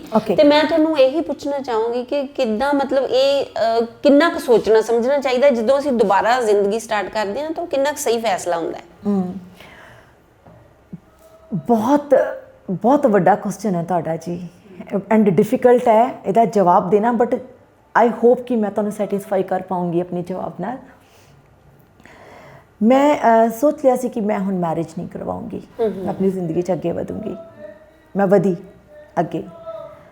मैं 10 साल अपने काम ते कंसनट्रेट किया, पूरा काम किया, क्योंकि फर्स्ट डिवोर्स तो बाद मैं एक बार 1-2 साल वास्ते तो हिल गई सी, दोबारा खड़ी हुई, 7-8 साल दोबारा अपने आप को स्टैंड करने लिए लगाए, अगे वधे। इन बिटवीन ब्रदर की शादी हो गई, सिस्टर की भी शादी हो गई पहला, फिर ब्रदर की भी शादी हो गई, and both are settled in Canada. They people are happily married and they people are enjoying their life. Waheguru ji की रजा नाल बहुत खुश ने। पापा जी भी, मेरे डैडी जी भी उत्थे ने कैनेडा च। ते लेकिन उस वक्त मेरे मम्मी डैडी की एक स्ट्रगलिंग लाइफ सी मेरे करके। एक मिडल फैमिली च हुंदा ना कि साडी धी बैठी है घरे, बिल्कुल एक लाइन, एक डिवोर्सी औरत भी साडी, मतलब मेरी बेटी साडे घरे, मतलब साडे कोल बैठी है। सोसाइटी अलग ही नज़रां नाल देखदी है, है ना। मतलब मैनूं अज भी याद है डिवोर्स ते, मेरे डिवोर्स तो बाद मेरी मम्मी दी फ्रेंड दी बेटी दी मैरिज सी, मैनूं अज भी याद है। ते लेडी संगीत दे उत्ते मम्मा कहंदे तू चल, और किसी भी पार्टी दी पूनम एक जान हुंदी सी कि पूनम उत्थे पहुँच गई, एक सेंटर ऑफ अट्रैक्शन जिन्हों कह दो। जिवें कि तुहानूं मैं कहा, मैनूं अपने टैलेंट नाल प्यार है, बहुत ज़्यादा प्यार है, एक पागलों वाला प्यार है मैनूं अपने टैलेंट नाल। पैशनेट गर्ल हाँ मैं इस चीज़ नूं लैके। मैनूं अज भी याद है कि हले डिवोर्स नूं मुश्किल नाल 6-7 महीने होए होने हैं, ते मैनूं मम्मा लेडी संगीत ते लै गए, सारी फैमिली गई। मैनूं अज भी याद है कार दे विच डिस्कशन हो रही सी, मेरा ब्रदर मैनूं कह रहा सी उत्थे डांस नहीं करना। क्यों नहीं करना? क्योंकि तेरा तलाक होया, लोग की कहेंगे। Oh my God. But why लोग उन्होंने नहीं कहेंगे जिन्हें धोखा दिता, जिन्हें मेरे मतलब मेरा 1 साल का बेटा सी, उन्हें ओदी केयर नहीं की, उन्हें ओदी कदर नहीं की। लोग उन्होंने नहीं कहेंगे, लोग मैनू ही क्यों कहेंगे कि मैं डिवोर्सी हाँ तो मैं पार्टी में डांस नहीं कर सकती। वाई? सब लोग डांस कर रहे हैं, अगर मैं विच डांस कर लूँगी तो उहदे च प्रॉब्लम की है? मतलब एक वो जिहड़ी सोच, उस फैमिली दी सोच विचों मैं निकल के आई लड़कियां, कि जिथे एक औरत सिर्फ घुट के जिउणा ओदी जगह सी। सारे संस्कार औरत दे, बस सारे संस्कार एक औरत दे। मतलब मैनूं अज भी याद है, मेरी सिस्टर ने मिस मोगा दे कॉम्पीटिशन च पार्टिसिपेट करना सी मोगा दे विच। मेरी सिस्टर मेरे तो 1.5 साल छोटी आ, उन्होंने मिस मोगा दे कॉम्पीटिशन च उन्होंने पार्टिसिपेट करवाया जा रहा सी, ते मेरे डैडी अलाउ नहीं कर रहे सी। डैडी कहते सी नहीं करेगी participate. And my sister is so beautiful. Punjabi च कहते no I am not like her. सानू ना कॉलेज दे विच कहते सी मुंडे फेयर एंड लवली, ओनू फेयर ते मैनू लवली। So sweet. वो बहुत गोरी चिट्टी, बड़ी सोहनी सुनक्खी, ते मैं सांवली शुरू तो ही, राइट। ते मतलब मेरे पेरेंट्स ना मैनू अलाउ नहीं करते सी सन ओनू भी नहीं पार्ट। मैं डैडी दी मिन्नतां कड्डियां सी, डैडी प्लीज़ एक वार इनू कर लैन दो, बहुत सोहनी है, पक्का इनू अवार्ड मिलूगा, मिस मोगा च नहीं जाऊगी। अपने घर दियां कुड़ियां नहीं चंगियां लगदियां। मनाया डैडी नू, असीं मनाया, मैं ते मम्मी ने मिल के मनाया, और वही गल हुई, मेरी सिस्टर विन की, मिस मोगा का अवार्ड मिला। उस तो बाद डैडी नू फोन तो फोन, डैडी थैंक यू जी। वो जो डैडी के फेस के उत्ते मुस्कुराहट मैं देखती सी ना, मीनस मैं डैडी नू कहती सी डैडी हुण दसो की गलत है इहदे च, की मतलब गलत हुंदा अगर तुसी कैरेक्टर वाइज गलत हो, तुहाडे अंदर गलत चलदा पिया, तुसी एक अच्छे ह्यूमन बीइंग नहीं हो, वो गलत हुंदा। अपने टैलेंट नू अगे लैके आना, अपने चंगे कर्मां नाल अपने आप नू प्रूव करना, वो गलत नहीं हुंदा। बिल्कुल भी नहीं। मैं डैडी तक ये गल डैडी नू पहुँचाई है इस चीज़ नू। मैनूं अज भी याद है, डैडी मैनूं मेरी डांसिंग लाइन नू अलाउ नहीं करते सी, जिवें कि तुहानूं मैं दस्सिया सी PCS वाल उन्हां दा इंटरस्ट सी। मैं डैडी कहते सी कि नहीं डांस तू स्टेज दे उत्ते नहीं करना। मैं कहा डैडी मैं डांस स्टेज ते नहीं करूँगी, मैं बहुत घट स्टेज ते परफॉर्म किया, मैनूं मेरे घर दे अलाउ ही नहीं करते सी। डैडी मैं सिखा तो सकती है ना, मैं अपने टैलेंट नू, अगर मैनूं मेरे पेरेंट्स ने अलाउ नहीं किया कि मैं स्टेज उत्ते परफॉर्म करा, चाहे कॉम्पीटिशन है, जिवें सिस्टर लिए मैनूं बड़ी मेहनत करनी पई, अपने लिए नहीं मैं कर पाई। लेकिन मैं डैडी नू एक गल पोई, मैं कहा डैडी जी मैं सिखा तो सकती, टीचर तो बन सकती हैं। डैडी मन्ने, ਮੇਰੇ ਮੰਮਾ ਨੇ ਮੇਰੀ ਹੈਲਪ ਕੀਤੀ। ਮੰਮਾ ਮਤਲਬ ਮੇਰੇ ਮੰਮਾ ਮੇਰੇ ਆਈਡੀਅਲ ਸੀ। ਮੇਰੇ ਮੰਮਾ ਨੇ ਮੇਰੀ ਜ਼ਿੰਦਗੀ 'ਚ ਮੈਨੂੰ ਬਹੁਤ ਹੈਲਪ ਕੀਤਾ। ਸ਼ੀ ਇਜ਼ ਨੋ ਮੋਰ ਨਾਓ। ਮੰਮਾ ਨੇ ਬਹੁਤ ਵੈਲ ਇਟਸ ਓਕੇ। ਔਰ ਤੁਸੀਂ ਮੋਗਾ ਐਜ਼ ਅ ਟੀਚਰ ਵੀ ਕੰਮ ਕੀਤਾ ਹੈ ਬਹੁਤ ਉਹ ਜੀ ਨਾ ਹਾਂ। ਡੈਡੀ ਨੂੰ ਮੈਂ ਕਿਹਾ ਕਿ ਡੈਡੀ ਮੈਂ ਐਜ਼ ਅ ਟੀਚਰ ਲੈਣਾ ਚਾਹੂੰਗੀ। ਮੈਂ ਬੱਚਿਆਂ ਨੂੰ ਸਿਖਾਉਣਾ ਸ਼ੁਰੂ ਕੀਤਾ। ਬੱਚੇ ਜਿਹੜੇ ਵੀ ਸਿੱਖਦੇ ਸੀ ਬਸ ਉਹ ਪੂਨਮ ਹੋਣ ਲੱਗੀ। ਮੋਗੇ 'ਚ ਇੱਕੋ ਨਾਮ ਚੱਲ ਪਿਆ ਕਿ ਵੀ ਉਹ ਤੁਸੀਂ ਦੇਖੋ ਜ਼ਰਾ ਕਿ ਵੀ ਇੱਕ ਨੋਰਮਲ ਇਨਸਾਨ ਮੀਨਸ ਜਦੋਂ ਇੱਕ ਮਿਡਲ ਫੈਮਿਲੀ ਵਿੱਚ ਇਹ ਚੀਜ਼ਾਂ ਅਲਾਉ ਨਹੀਂ ਕਰਦੀਆਂ। ਜਦੋਂ ਮੇਰੇ ਡੈਡੀ ਨੂੰ ਦੇਖਿਆ ਬੱਚੇ ਦੇ ਪੈਰੀ ਹੱਥ ਲਾਉਂਦੇ ਆ, ਡੈਡੀ ਅੰਦਰ ਥੋੜ੍ਹਾ ਕੌਨਫੀਡੈਂਸ ਆਇਆ।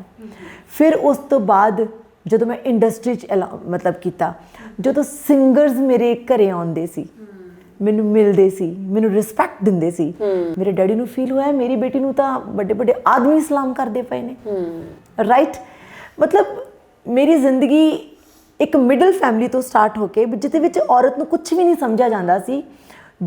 ਇੱਕ ਸਿੰਪਲ ਜਿਹੀ ਮੱਛਲੀ, ਮੈਂ ਤੁਹਾਨੂੰ ਪਹਿਲਾਂ ਵੀ ਵਰਡ ਬੋਲਿਆ ਕਿ ਉਹ ਜਦੋਂ ਐਂਟਰ ਕਰਦੀ ਹੈ ਇਸ ਇੰਡਸਟਰੀ ਦੇ ਵਿੱਚ ਇੰਨੀ ਸੰਘਰਸ਼ ਤੋਂ ਬਾਅਦ, ਤਾਂ ਪਾਪਾ ਨੂੰ ਮੇਰੇ ਨੂੰ ਫੀਲ ਹੋਇਆ ਕਿ ਵੀ ਨਹੀਂ ਤੂੰ ਘਰ ਪੁੱਤਰ ਅਸੀਂ ਤੇਰੇ ਨਾਲ ਆ। ਦੈਨ ਮੇਰੇ ਡੈਡੀ ਨੇ ਮੈਨੂੰ ਕੋਆਪਰੇਟ ਕਰਨਾ ਸ਼ੁਰੂ ਕੀਤਾ। ਫਸਟ ਮੈਰਿਜ ਦੇ ਵਿੱਚ ਜਿਵੇਂ ਆਪਾਂ ਗੱਲ ਕਰ ਰਹੇ ਸੀ, ਆਪਾਂ ਉਸੇ ਮੁੱਦੇ 'ਤੇ ਵਾਪਸ ਆਉਂਦੇ ਹਾਂ। ਪਹਿਲੀ ਮੈਰਿਜ ਦੇ ਵਿੱਚ ਚਲੋ ਲਾਈਫ ਖਤਮ ਹੋ ਗਈ। ਉਹ 10 ਸਾਲ ਮੈਂ ਮੈਰਿਜ ਨਹੀਂ ਕਰਵਾਈ ਤਾਂ ਫਿਰ ਬ੍ਰਦਰ ਪੈਰੈਂਟਸ ਨੂੰ ਕਹਿਣ ਲੱਗ ਗਿਆ ਕਿ ਮੇਰੇ ਕੋਲ ਤੁਸੀਂ ਕੈਨੇਡਾ ਆਓ, ਮੈਨੂੰ ਤੁਹਾਡੀ ਲੋੜ ਹੈ। ਐਂਡ ਉਸ ਵਕਤ ਮੈਂ ਭੂਆ ਬਣਨ ਵਾਲੀ ਸੀ ਅਤੇ ਉਹਨਾਂ ਨੂੰ ਵੀ ਲੋੜ ਸੀ ਮੰਮੀ ਪਾਪਾ ਦੀ। ਲੇਕਿਨ ਮੇਰੇ ਪੈਰੈਂਟਸ, ਅਸੀਂ ਕੁੜੀ ਨੂੰ ਇਕੱਲਾ ਕਿਵੇਂ ਛੱਡੀਏ?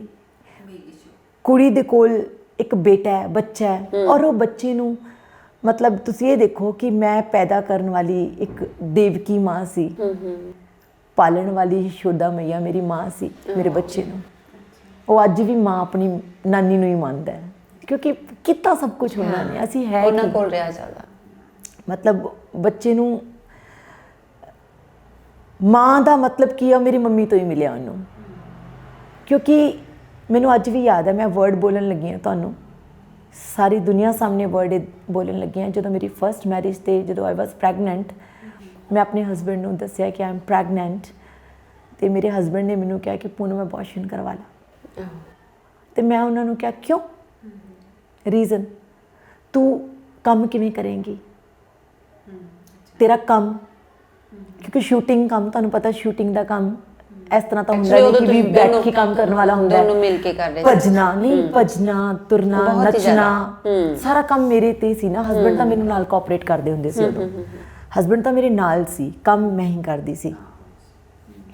ਅਤੇ ਉਸ ਵਕਤ ਉਹਨਾਂ ਨੇ ਮੈਨੂੰ ਕਿਹਾ ਸੀ, ਅਤੇ ਤਦ ਮੇਰੇ ਡੈਡੀ ਨੇ ਇਹ ਗੱਲ ਕਹੀ ਸੀ ਆ ਕੇ ਕਿ ਨਹੀਂ, ਨੋ ਅਬੋਰਸ਼ਨ, ਅਸੀਂ ਤੇਰਾ ਬੱਚਾ ਪਾਲਾਂਗੇ।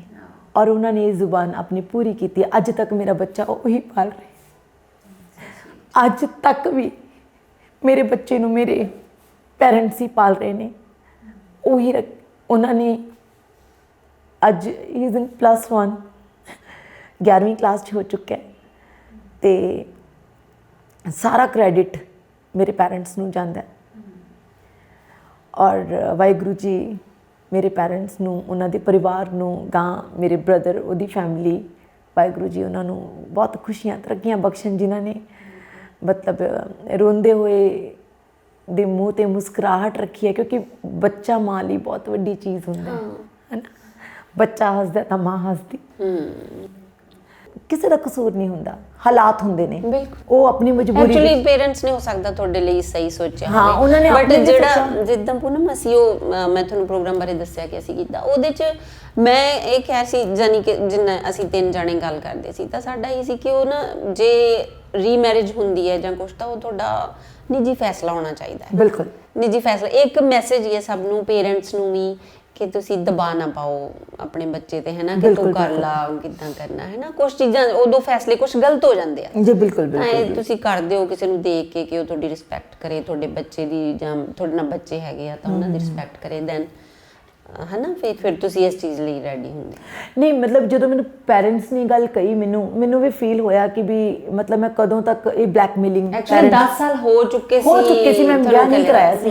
ਫਿਰ ਮੈਨੂੰ ਇਹ ਸੀ ਕਿ ਮੈਂ ਇੱਕ ਬਲੈਕਮੇਲ ਕਰ ਰਹੀ ਹਾਂ ਪੈਰੈਂਟਸ ਨੂੰ, ਕਿ ਮਤਲਬ ਮੇਰੇ ਪੈਰੈਂਟਸ ਮੇਰੇ ਕਰਕੇ ਬਲੈਕਮੇਲ ਹੋ ਰਹੇ ਆ ਕਿ ਅਸੀਂ ਕੀ ਕਰੀਏ, ਵੀ ਉਹਨਾਂ ਦੀ ਵੀ ਇੱਕ ਆਪਣੀ ਲਾਈਫ ਹੈ। ਫਿਰ ਮੈਂ ਸੋਚਿਆ ਕਿ ਠੀਕ ਹੈ ਮੈਂ ਮੈਰਿਜ ਕਰਾਉਂਗੀ। ਮੈਂ ਅੱਗੇ ਵਧੀ, ਬਹੁਤ ਹੀ ਜ਼ਿਆਦਾ ਮੇਰਾ black complexion C at that time. ਮੈਂ ਸੋਚਦੀ ਹੁੰਦੀ ਹਾਂ ਮੈਂ ਕਿ ਠੀਕ ਹੈ ਉਹਨੂੰ ਨਹੀਂ ਮੈਂ ਚੰਗੀ ਲੱਗੀ, ਚਲ ਕੋਈ ਨਾ ਉਹਨੂੰ ਕੋਈ ਹੋਰ ਲੱਭ ਲਈ। ਮਤਲਬ ਮੈਨੂੰ ਇਹ ਕਦੇ ਫੀਲ ਨਹੀਂ ਹੁੰਦਾ ਕਿ ਵੀ ਉਹਨੇ ਮੇਰੇ ਨਾਲ ਲਾਈਨ ਕਰਤਾ, ਕੋਈ ਗੱਲ ਨਹੀਂ, ਉਹਨਾਂ ਦੇ ਆਪਣੇ ਹਾਲਾਤ ਹੋਣਗੇ। ਮੈਂ ਤੁਹਾਨੂੰ ਦੇਖਿਆ ਹੈ ਇੱਕ ਚਬੀ ਕਿਊਟ, ਉਦੋਂ ਵੀ ਤੁਸੀਂ ਬਹੁਤ ਪਿਆਰੇ ਸੀਗੇ ਐਕਚੁਅਲੀ। ਤਾਂ ਪੂਨਮ ਉਹ 115 ਕਿਲੋ ਤੋਂ ਅੱਜ ਇੱਕ ਸਲਿਮ ਟ੍ਰਿਮ ਪੂਨਮ ਮੇਰੇ ਸਾਹਮਣੇ ਬੈਠੀ ਹੈ, ਤਾਂ ਇਹਦੇ 'ਚ ਕੀ ਰਾਜ਼ ਹੈ? ਇਹ ਕਿੱਦਾਂ ਹੋ ਗਿਆ ਸਾਰਾ ਕੁਝ? ਇਹ ਸੱਚੀ ਤੁਸੀਂ ਮੈਨੂੰ ਜਿਹੜਾ ਕੁਐਸਚਨ ਪੁੱਛ ਰਹੇ ਹੋ ਮੇਰੇ ਲਈ ਜਵਾਬ ਦੇਣਾ, ਮੈਂ ਖੁਸ਼ੀ ਵੀ ਹੋ ਰਹੀ ਹੈ ਮੈਨੂੰ ਇਸ ਚੀਜ਼ ਦੇ ਉੱਤੇ ਜਵਾਬ ਦੇਣਾ, ਪਰ ਦਿਲ ਥੋੜ੍ਹਾ ਜਿਹਾ ਪਰੇਸ਼ਾਨ ਵੀ ਹੈ ਇਸ ਚੀਜ਼ ਨੂੰ ਲੈ ਕੇ, ਕਿਉਂਕਿ ਇਹ ਹਰ ਚੀਜ਼ ਨਾਲ ਬਹੁਤ ਕੁਝ ਜੁੜਿਆ ਹੋਇਆ ਮੇਰਾ। ਇਹ ਕਹਿੰਦੇ ਆ ਨਾ ਕਿ ਵੀ ਲਾਈਫ ਹੈ, ਬਟ ਆਪਾਂ ਨੂੰ ਲਾਈਫ ਐਜ਼ ਅ ਚੈਲੰਜ ਲੈਣੀ ਪੈਂਦੀ ਹੈ। 115 ਕਿਲੋ ਦੀ ਪੂਨਮ, ਉਹ ਕਹਿੰਦੇ ਨਾ ਪੇਕੇ ਹੁੰਦੇ ਮਾਵਾਂ ਨਾਲ, ਮੰਮੀ ਗਏ ਸਭ ਕੁਝ ਗਿਆ, ਮੋਗਾ ਵੀ ਗਿਆ, ਘਰ ਵੀ ਗਿਆ। ਇਹ ਪੂਨਮ ਨੇ ਆਪਣਾ ਬੋਰੀ ਬਿਸਤਰਾ ਚੁੱਕਿਆ। ਉਹੀ ਕਹਿੰਦੇ ਨਾ, ਮੈਂ ਕਹਿੰਦੀ ਹੁੰਦੀ ਸੀ ਕਿ ਮੈਂ ਆਪਣੇ ਮੇਰੇ ਹਸਬੈਂਡ ਅਮਰੀਕਾ 'ਚ ਨੇ, ਮੈਂ ਉਹਨਾਂ ਨੂੰ ਕਹਿੰਦੀ ਹੁੰਦੀ ਸੀ ਕਿ ਕੀ ਕਿਸਮਤ ਹੈ ਮੈਂ ਟੈਚੀ ਲੈ ਕੇ ਤੁਰੀ ਫਿਰਦੀ ਹਾਂ,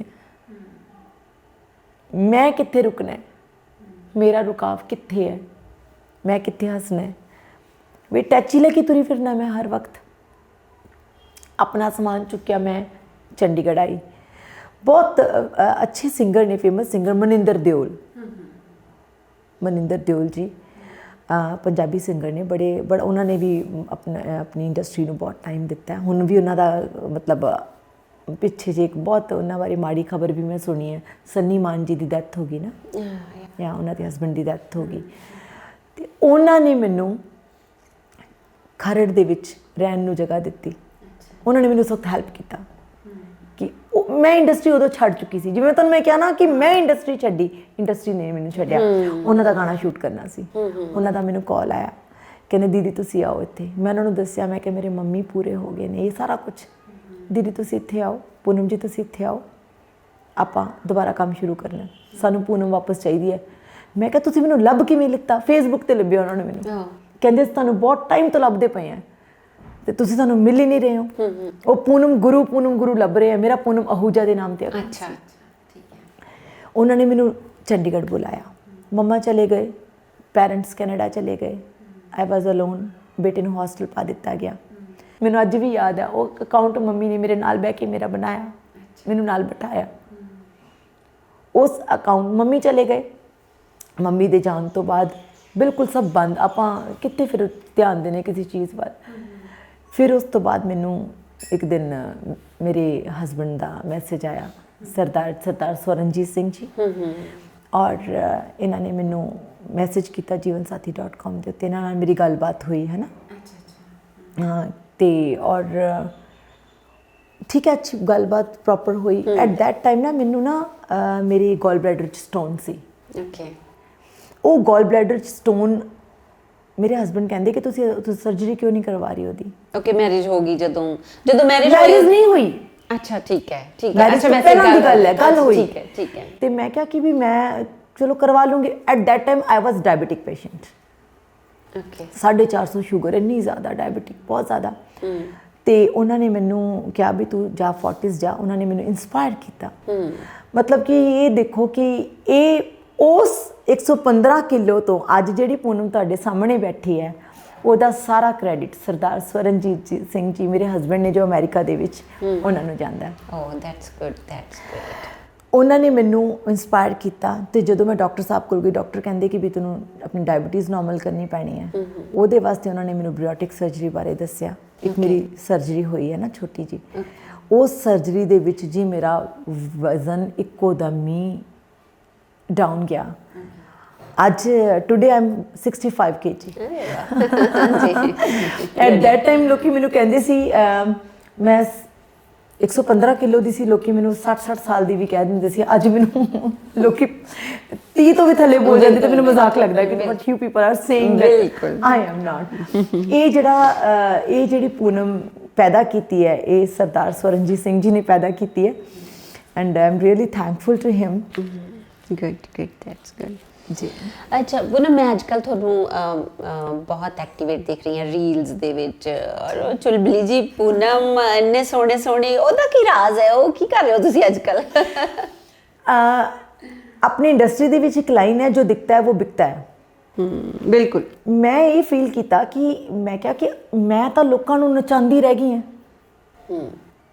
ਆਪਣੇ ਪੰਜਾਬ ਦੇ ਬਹੁਤ ਵਧੀਆ ਇੱਕ ਆਰਟਿਸਟ ਹੈ, ਬਹੁਤ ਮਤਲਬ ਵਧੀਆ ਐਕਟਰ ਹੈ, ਨਵੀ ਪੰਗੂ। ਮੈਨੂੰ ਅੱਜ ਵੀ ਯਾਦ ਆ, 19 ਸਾਲ ਦਾ ਸੀ ਜਦੋਂ ਮੇਰੇ ਕੋਲ ਆਇਆ ਸੀ।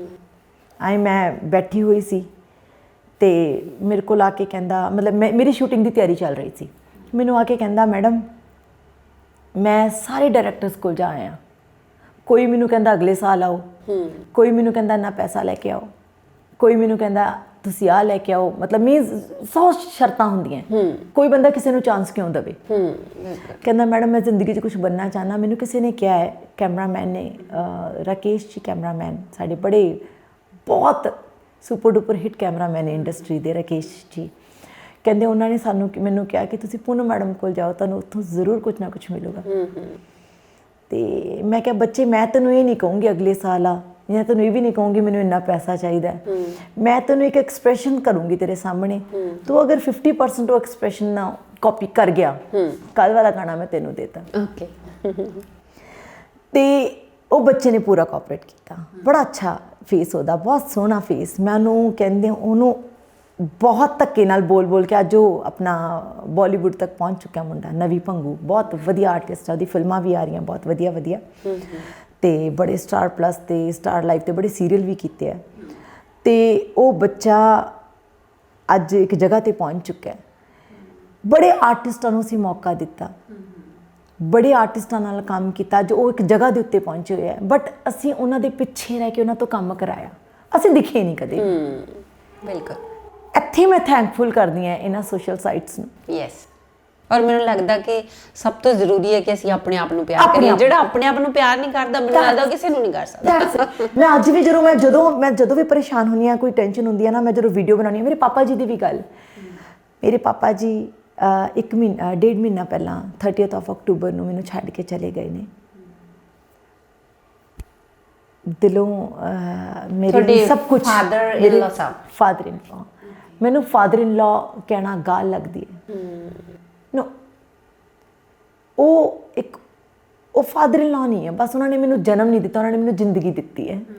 ਹਾਂ, ਮੈਨੂੰ ਪਤਾ ਹੈ ਤੁਹਾਡਾ ਬਹੁਤ ਕਰਦੇ ਸੀ ਐਂਡ ਤੁਸੀਂ ਵੀ ਬਹੁਤ, ਮੈਂ ਜਿੰਨੀ ਵਾਰੀ ਵੀ ਗੱਲ ਕਰਦੀ ਰਹੀ ਤੁਹਾਡੇ ਨਾਲ ਤਾਂ ਮੈਨੂੰ ਲੱਗਦਾ ਤੁਸੀਂ ਉਹਨਾਂ ਦੀ ਗੱਲ ਜ਼ਰੂਰ ਕਰਦੇ ਹੁੰਦੇ ਸੀ ਵਿੱਚ, ਕਿ ਕਿੰਨਾ ਉਹ ਇੱਕ ਫਾਦਰ ਇਨ ਲਾ ਨਾ ਹੋ ਕੇ ਮੈਨੂੰ ਲੱਗਦਾ ਕਿ ਉਹ ਸਕੇ ਪਾਪਾ ਤੋਂ ਵੀ ਜ਼ਿਆਦਾ ਤੁਹਾਡਾ ਕਰਦੇ ਸੀਗੇ। ਮੈਨੂੰ ਪਾਪਾ ਜੀ ਨੇ ਕਹਿਣਾ, ਜਦੋਂ ਵੀ ਮੈਂ ਪਰੇਸ਼ਾਨ ਹੋਣਾ, ਪਾਪਾ ਜੀ ਮੇਕਅਪ ਨੂੰ ਪੇਂਟ ਕਹਿੰਦੇ ਸੀ। ਪੁੱਤਰ ਖੜੀ ਹੋ, ਕਰ ਮੂੰਹ ਤੇ ਪੇਂਟ, ਬਣਾ ਵੀਡੀਓ, ਮੈਨੂੰ ਪਤਾ ਤੂੰ ਜਦੋਂ ਵੀਡੀਓ ਬਣਾਏਂਗੀ ਤੂੰ ਟੈਨਸ਼ਨ ਤੋਂ ਫਰੀ ਹੋ ਜਾਏਂਗੀ। ਮੀਨਸ ਇਹ ਜਿਹੜੇ ਸਾਈਟਸ ਹੈ ਇੰਸਟਾਗ੍ਰਾਮ, ਇਹਨਾਂ ਨੇ ਸਾਨੂੰ ਆਪਣੇ ਆਪ ਨੂੰ ਪਿਆਰ ਕਰਨ ਲਗਾਤਾ, ਆਪਣੇ ਆਪ ਨੂੰ ਦੇਖਣ ਲਗਾਤਾ। ਔਰ ਇਹ ਚੀਜ਼ਾਂ, ਇਹ ਜਿਵੇਂ ਤੁਸੀਂ ਪੁੱਛ ਰਹੇ ਸੀ, ਇਹ ਪੂਨਮ ਇਸ ਤਰ੍ਹਾਂ ਪੈਦਾ ਹੋਈ ਹੈ। ਜਦੋਂ ਅਸੀਂ ਆਪਣੇ ਆਪ ਨੂੰ ਦੇਖਿਆ, ਹੁਣ ਵੀ ਜਦੋਂ ਵੀ ਵੀਡੀਓ ਬਣਾਉਂਦੀ ਹਾਂ ਨਾ, ਅਸੀਂ ਇੱਕ ਵੀਡੀਓ ਨੂੰ ਵਾਰ-ਵਾਰ ਜਦੋਂ ਦੇਖਦੇ ਹਾਂ ਤਾਂ ਫੀਲ ਹੁੰਦਾ ਕਿ, ਔਰ ਪਛਾਣ ਵੀ ਮੇਰੀ ਲੋਕਾਂ 'ਚ ਤਾਈਓ ਹੋ ਰਹੀ ਹੈ। ਲੋਕੀ ਸਾਨੂੰ ਦੇਖ ਪਾ ਰਹੇ ਨੇ ਕਿ ਇੰਨਾ ਟੈਲੈਂਟ ਹੈ, ਪਹਿਲਾਂ ਲੋਕਾਂ ਨੂੰ ਨਹੀਂ ਪਤਾ ਸੀਗਾ। ਬਿਲਕੁਲ। ਜਿਵੇਂ ਕਿ ਤੁਹਾਨੂੰ ਮੈਂ ਕਿਹਾ, ਲੋਕੀ ਸਿਰਫ ਉਹਨਾਂ ਨੂੰ ਦੇਖਦੇ ਜਿਹੜੇ ਦਿਖਦੇ ਨੇ ਫਿਲਮਾਂ ਦੇ ਵਿੱਚ, ਸੌਂਗਸ ਦੇ ਵਿੱਚ, ਹੈ ਨਾ, ਮੂਵੀਜ਼ ਦੇ ਵਿੱਚ। ਉਹ ਲੋਕ ਜਿਹੜੇ ਦਿਖਦੇ ਨੇ ਆਰਟਿਸਟ ਨੇ, ਲੋਕੀ ਨੀਰੂ ਬਾਜਵਾ ਨੂੰ ਦੇਖਦੇ ਨੇ, ਲੋਕੀ ਐਕਟਰਸਿਸ ਨੂੰ ਦੇਖਦੇ ਨੇ, ਮਤਲਬ ਮਾਡਲਸ ਨੂੰ ਦੇਖਦੇ ਨੇ, ਉਹੀ ਦਿਖਦੀਆਂ ਨੇ, ਅਸੀਂ ਨਹੀਂ ਦਿਖਦੇ। ਲੇਕਿਨ ਇਹ ਜਿਹੜੀਆਂ ਸਾਈਟਸ ਹੈ, ਇਹਦੇ ਵਿੱਚ ਅਸੀਂ ਵੀ ਆਪਣੇ ਆਪ ਨੂੰ ਦੇਖਣ ਨੂੰ ਮਜਬੂਰ ਹੋ ਗਏ ਹਾਂ, ਤਾਂ ਲੋਕਾਂ ਨੇ ਤਾਂ ਦੇਖਣਾ ਹੀ ਹੈ। ਨਹੀਂ, ਬਸ ਔਰ I am really thankful to ਪਾਪਾ ਜੀ ਕਿ ਉਹਨਾਂ ਨੇ ਹਾਂ, ਮੈਂ ਦੇਖ ਰਹੀ ਸੀ ਤੁਹਾਡਾ ਘਰ ਬਹੁਤ ਪਿਆਰਾ ਹੈ ਔਰ ਤੁਸੀਂ ਮੇਰੇ ਖਿਆਲ 'ਚ ਫਾਦਰ ਇਨ ਲਾ ਸਾਹਿਬ ਦਾ ਹੀ ਹੈਗਾ ਘਰ ਜਿਹੜਾ ਔਰ ਮੈਨੂੰ ਲੱਗਦਾ ਹੈ ਕਿ ਇਹ ਗੱਲ ਬਹੁਤ ਘੱਟ ਹੈ ਦੁਨੀਆ 'ਚ, ਬਹੁਤ ਘੱਟ ਦੇਖਣ ਨੂੰ ਮਿਲਦੀ ਹੈ ਕਿ ਇੱਕ ਫਾਦਰ ਇਨ ਲਾ ਆਪਣੀ ਮਤਲਬ ਤੁਹਾਨੂੰ ਬੇਟੀ ਵਾਂਗੂ ਉਹਨਾਂ ਨੇ ਸਮਝਿਆ ਐਂਡ ਹੈ ਨਾ। ਜੀ ਬਿਲਕੁਲ ਬਿੰਦੂ ਜੀ, ਇਹ ਘਰ ਨਾ ਇਹ ਮੇਰੇ ਪਾਪਾ ਜੀ ਦਾ ਸੁਪਨਾ ਹੈ। ਪਾਪਾ ਜੀ ਕਹਿੰਦੇ ਸੀ, ਕਹਿੰਦੇ ਪੁੱਤ ਕਿਸੇ ਨੂੰ ਕੀ ਪਤਾ ਜਦੋਂ ਇਹ ਘਰ ਬਣਾਇਆ, ਜਦੋਂ ਹਰ ਚੀਜ਼ ਲਈ ਖਰਚਾ ਚਾਹੀਦਾ, ਕਹਿੰਦੇ ਕੀ ਪਤਾ ਅਸੀਂ ਅੱਧੀ ਰੋਟੀ ਘੱਟ ਖਾਂਦੇ ਹੋਵਾਂਗੇ। ਬਿਲਕੁਲ ਸਹੀ ਗੱਲ। ਮਤਲਬ ਘਰ ਬਣਾਉਣੇ ਸੌਖੇ ਨਹੀਂ ਹੈ, ਨਾਲੇ ਉਹ ਵੀ ਚੰਡੀਗੜ੍ਹ ਵਰਗੇ ਸ਼ਹਿਰ ਦੇ ਵਿੱਚ। ਮੇਰੇ ਪਾਪਾ ਜੀ ਨੇ ਬਹੁਤ ਮਿਹਨਤ ਕੀਤੀ ਹੈ, ਬਹੁਤ ਸਟਰਗਲ ਕੀਤਾ ਉਹਨਾਂ ਨੇ ਵੀ, ਪਾਪਾ ਜੀ ਨੇ। ਇਹ ਬੜੀਆਂ ਯਾਦਾਂ ਜੁੜੀਆਂ ਉਹਨਾਂ ਦੀਆਂ ਇਸ ਘਰ ਨਾਲ, ਹੈ ਨਾ, ਬਹੁਤ ਯਾਦਾਂ ਜੁੜੀਆਂ। ਮੈਂ ਬਹੁਤ ਕਿਸਮਤ ਵਾਲੀ ਫੀਲ ਕਰਦੀ ਹਾਂ, ਬਹੁਤ ਲੱਕੀ। ਪਹਿਲੀ ਗੱਲ ਤਾਂ ਮੈਂ ਪਾਪਾ ਜੀ ਨੂੰ ਫਾਦਰ ਇਨ ਲਾ ਕਹਿ ਹੀ ਨਹੀਂ ਸਕਦੀ, ਮੇਰੇ ਕੋਲ ਨਹੀਂ ਕਿਹਾ ਜਾਂਦਾ, ਬਿਕੋਜ਼ ਉਹ ਮੇਰੇ ਫਾਦਰ ਹੈ। ਜਿਵੇਂ ਕਿ ਮੈਂ ਤੁਹਾਨੂੰ ਕਿਹਾ ਕਿ ਉਹਨਾਂ ਨੇ ਮੈਨੂੰ ਜਨਮ ਨਹੀਂ ਦਿੱਤਾ, ਪਰ ਜ਼ਿੰਦਗੀ ਮੈਨੂੰ ਪਾਪਾ ਜੀ ਨੇ ਦਿੱਤੀ ਹੈ।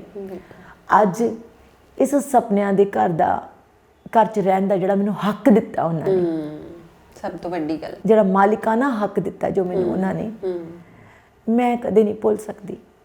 ਪਾਪਾ ਜੀ ਮੈਨੂੰ ਹਮੇਸ਼ਾ ਇੱਕੋ ਗੱਲ ਕਹਿੰਦੇ, ਮੈਨੂੰ ਅੱਜ ਉਹਨਾਂ ਦੀ ਹਰ ਗੱਲ ਯਾਦ ਆਉਂਦੀ ਹੈ। ਮੈਂ ਇਸ ਵਕਤ ਜਿਨ੍ਹਾਂ ਹਾਲਾਤਾਂ 'ਚੋਂ ਨਿਕਲ ਕੇ ਆਈ ਹਾਂ ਜਾਂ ਚੱਲ ਵੀ ਰਹੀ ਹੋਊਂਗੀ, ਕਿਉਂਕਿ ਹਰ ਇਨਸਾਨ ਦੀ ਆਪਣੀ ਕਹਾਣੀ ਹੁੰਦੀ ਜੀ, ਹੈ ਨਾ, ਲੇਕਿਨ ਪਾਪਾ ਜੀ ਨੇ ਮੈਨੂੰ ਹਮੇਸ਼ਾ ਕਿਹਾ ਕਿ ਤੂੰ ਮੇਰਾ ਸ਼ੇਰ ਪੁੱਤਰ ਆ, ਤੂੰ ਗਿੱਦੜ ਨਹੀਂ ਬਣਨਾ। ਬਸ ਮੇਰੇ ਕੋਲ ਇਹੀ ਵਰਡਸ ਹੈ, ਮੈਂ ਗਿੱਦੜ ਕਦੇ ਨਹੀਂ ਬਣਨਾ। ਉਹਨਾਂ ਨੂੰ ਇੱਕ ਸ਼ਰਧਾਂਜਲੀ ਹੈ, ਮੇਰੀ ਪਾਪਾ ਜੀ ਲਈ ਇਹੀ ਸ਼ਰਧਾਂਜਲੀ ਹੈ, ਔਰ ਮੈਂ ਪਾਪਾ ਜੀ ਨੂੰ ਕੁਛ ਨਾ ਕੁਛ ਬਣ ਕੇ ਦਿਖਾਉਣਾ ਹੈ। ਅੱਜ ਜੋ ਤੁਹਾਡੇ ਸਾਹਮਣੇ ਹੈ ਇਹ ਵੀ ਕੁਛ ਨਹੀਂ ਹੈ, ਨਥਿੰਗ, ਆਈ ਐਮ ਨਥਿੰਗ। ਹਾਂ ਪੂਨਮ, ਬਣ ਕੇ ਦਿਖਾਉਣ ਤੋਂ ਮੈਂ ਇੱਕ ਗੱਲ ਤੁਹਾਨੂੰ ਪੁੱਛੂੰਗੀ ਕਿ ਆਪਣੀ ਇੰਡਸਟਰੀ ਤੁਸੀਂ ਬਹੁਤ ਸਾਲਾਂ ਤੋਂ ਕੰਮ ਕੀਤਾ, ਬਹੁਤ ਸਾਲਾਂ ਤੋਂ, ਤਾਂ ਤੁਹਾਨੂੰ ਲੱਗਦਾ ਕਿ ਤੁਸੀਂ ਉਹ ਪਾ ਲਿਆ ਜੋ ਤੁਸੀਂ ਪਾਉਣਾ ਚਾਹੁੰਦੇ ਸੀ? ਤੁਹਾਨੂੰ ਲੱਗਿਆ ਨਹੀਂ ਕਦੇ ਕਿ ਤੁਸੀਂ ਮੁੰਬਈ ਚਲੇ ਜਾਓ ਜਾਂ ਕੁਛ ਇਹੋ ਜਿਹਾ, ਕਿੱਦਾਂ ਕੁਛ ਸੋਚਿਆ ਇਹੋ ਜਿਹਾ ਕਦੇ? ਇਹੀ ਗੱਲ ਮੈਂ ਤੁਹਾਨੂੰ ਇਸ ਗੱਲ ਦੇ ਉੱਤੇ ਹੀ ਮੈਂ ਪਹਿਲਾਂ ਵੀ ਤੁਹਾਡੇ ਨਾਲ ਜਿਵੇਂ ਡਿਸਕਸ ਕਰ ਰਹੀ ਸੀ ਕਿ ਬਹੁਤ ਵਾਰ ਮੈਨੂੰ ਬਹੁਤ ਲੋਕਾਂ ਨੇ ਕਿਹਾ ਕਿ ਪੂਨਮ ਤੇਰੀ ਉਪਾਸਨਾ ਸਿੰਘ ਨੇ ਵੀ ਮੈਨੂੰ ਇਹ ਵਰਡ ਬੋਲੇ ਕਿ ਪੂਨਮ ਤੇਰੀ ਜਗ੍ਹਾ ਮੁੰਬਈ ਹੈ, ਤੂੰ ਜਦੋਂ ਵੀ ਮੁੰਬਈ ਆਣੀ I will help you for that, ਤੁਸੀਂ ਮੈਨੂੰ ਦੱਸੋ, ਤੁਸੀਂ ਆਓ, ਤੁਸੀਂ ਇੱਕ ਵਾਰ ਸਟਰਗਲ ਉੱਥੇ ਕਰੋ। ਹਰ ਬੰਦੇ ਨੇ ਮੈਨੂੰ ਕਿਹਾ, ਬਹੁਤ ਮੈਂ ਮਿਹਨਤ ਕਰਨ ਵਾਲੀ ਕੁੜੀ ਹਾਂ ਔਰ ਲੋਕਾਂ ਨੇ ਮੇਰੀ ਮਿਹਨਤ ਦੀ ਕਦਰ ਵੀ ਬਹੁਤ ਕੀਤੀ, ਔਰ ਮੈਨੂੰ ਮੁੰਬਈ ਨੇ ਮੈਨੂੰ ਆਪ ਬੁਲਾਇਆ, ਮੈਨੂੰ ਆਪ ਇਨਵਾਈਟ ਕੀਤਾ।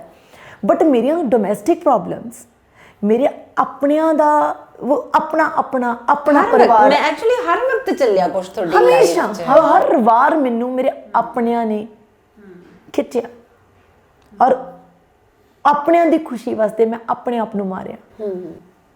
ਮੈਨੂੰ ਬਹੁਤ ਵਾਰ ਮੌਕਾ ਮਿਲਿਆ, ਮੈਂ ਅੱਜ ਕਿਤੇ ਪਹੁੰਚੀ ਹੋਣਾ ਸੀ, ਮੇਰੇ ਤੋਂ ਸਿੱਖ ਕੇ ਲੋਕ ਕਿਤੇ ਦੇ ਕਿਤੇ ਪਹੁੰਚੇ ਹੋਏ ਨੇ। ਲੇਕਿਨ ਇਹ ਜਿਹੜੀਆਂ ਪ੍ਰੋਬਲਮਸ ਹੈ ਨਾ, ਇੱਕ ਔਰਤ ਹੋਣਾ, ਔਰਤ ਨੂੰ ਆ ਨਹੀਂ ਕਰਨਾ ਚਾਹੀਦਾ, ਔਰਤ ਨੂੰ ਇਹ ਦੇਖਣਾ ਚਾਹੀਦਾ, ਆਪਾਂ ਆ ਨਹੀਂ ਕਰਨਾ, ਇਹ ਚੀਜ਼ਾਂ ਨੂੰ ਲੈ ਕੇ ਹਮੇਸ਼ਾ ਮੇਰੀ ਜਗ੍ਹਾ ਇੱਥੇ ਰਹਿ ਗਈ, ਬਾਲੀਵੁੱਡ ਵਿੱਚ ਰਹਿ ਗਈ। ਬਟ ਆਈ ਐਮ ਲੱਕੀ, ਅੱਜ ਕੱਲ੍ਹ ਤਾਂ ਬਾਲੀਵੁੱਡ ਵੀ ਬਾਲੀਵੁੱਡ 'ਚ ਆ ਰਿਹਾ। ਬਿਲਕੁਲ ਇੱਦਾਂ ਹੀ ਆ ਰਹੇ ਸਾਰੇ। ਬਿਲਕੁਲ ਹੈ ਨਾ, ਬਾਲੀਵੁੱਡ ਵੀ ਬਾਲੀਵੁੱਡ 'ਚ ਐਂਟਰ ਕਰ ਰਿਹਾ। ਮਤਲਬ ਪੂਰੀ ਸਾਡੀ ਇੱਥੇ ਇੰਡਸਟਰੀ 'ਤੇ ਸਭ ਪੂਰੀ ਮਿਹਰ ਹੋਈ ਹੈ, ਸਾਡੀ ਇੰਡਸਟਰੀ ਬਹੁਤ ਤਰੱਕੀ ਕਰ ਰਹੀ ਹੈ, ਸਾਡੀ ਪੰਜਾਬੀ ਇੰਡਸਟਰੀ, ਤੇ ਸਾਨੂੰ ਲੋੜ ਵੀ ਨਹੀਂ ਹੈਗੀ, ਔਰ ਜਿਹਨੂੰ ਲੋੜ ਹੈ ਸਾਡੇ ਕੋਲ ਇੱਥੇ ਆ ਕੇ ਸੇਵਾਵਾਂ ਲਵੇ। ਹੁਣ ਇੱਧਰ ਹੀ ਆ ਰਹੇ ਸਾਰੇ ਇੱਥੇ ਆ ਕੇ ਨਾ। ਬਾਕੀ ਬਟ ਇਹ ਹੈ ਕਿ ਵੀ ਅਗਰ ਆਪਾਂ ਕਹਿੰਦੇ ਹਾਂ ਕਿ ਬੰਬੇ ਇੱਕ ਨਗਰੀ ਹੈ, ਨੋ ਡਾਊਟ ਇਹ ਸੱਚ ਹੈ, ਬੰਬੇ ਸਾਡਾ ਮੇਨ ਗੜ ਹੈ, ਮੇਨ ਇੰਡਸਟਰੀ ਸਾਡੀ ਬੰਬੇ ਦੇ ਵਿੱਚ ਹੀ ਹੈ, ਰਾਈਟ, ਹੈ ਨਾ। ਤੇ ਔਰ ਇੱਕ ਕਿ ਹਰ ਇਨਸਾਨ ਦਾ ਸੁਪਨਾ ਹੋਗਾ ਕਿ ਬੰਬੇ ਜਾ ਕੇ ਸੈਟਲ ਹੋਏ, ਬਟ ਮੇਰਾ ਇਹ ਸੁਪਨਾ ਸੀ ਔਰ ਇਹ ਸੁਪਨਾ ਹੀ ਰਹਿ ਗਿਆ ਹਰ ਵਾਰ।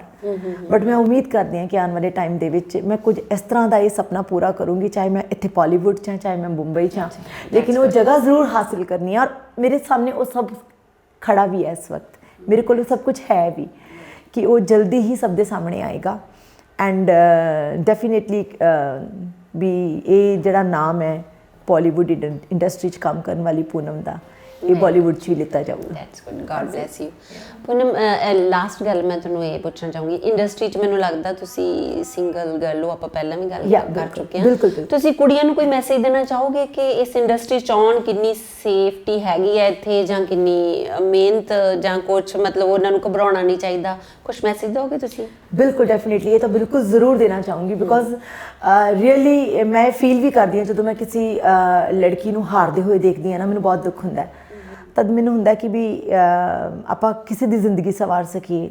ਆਪਣੀ ਜ਼ਿੰਦਗੀ ਦੇ ਵਿੱਚ ਜੋ ਅਪਸ ਐਂਡ ਡਾਊਨਸ ਲਿਖਿਆ ਸੀ ਆਪ ਹੀ ਸਿੱਖ ਰਹੇ ਆਪਣੀ ਜ਼ਿੰਦਗੀ ਤੋਂ।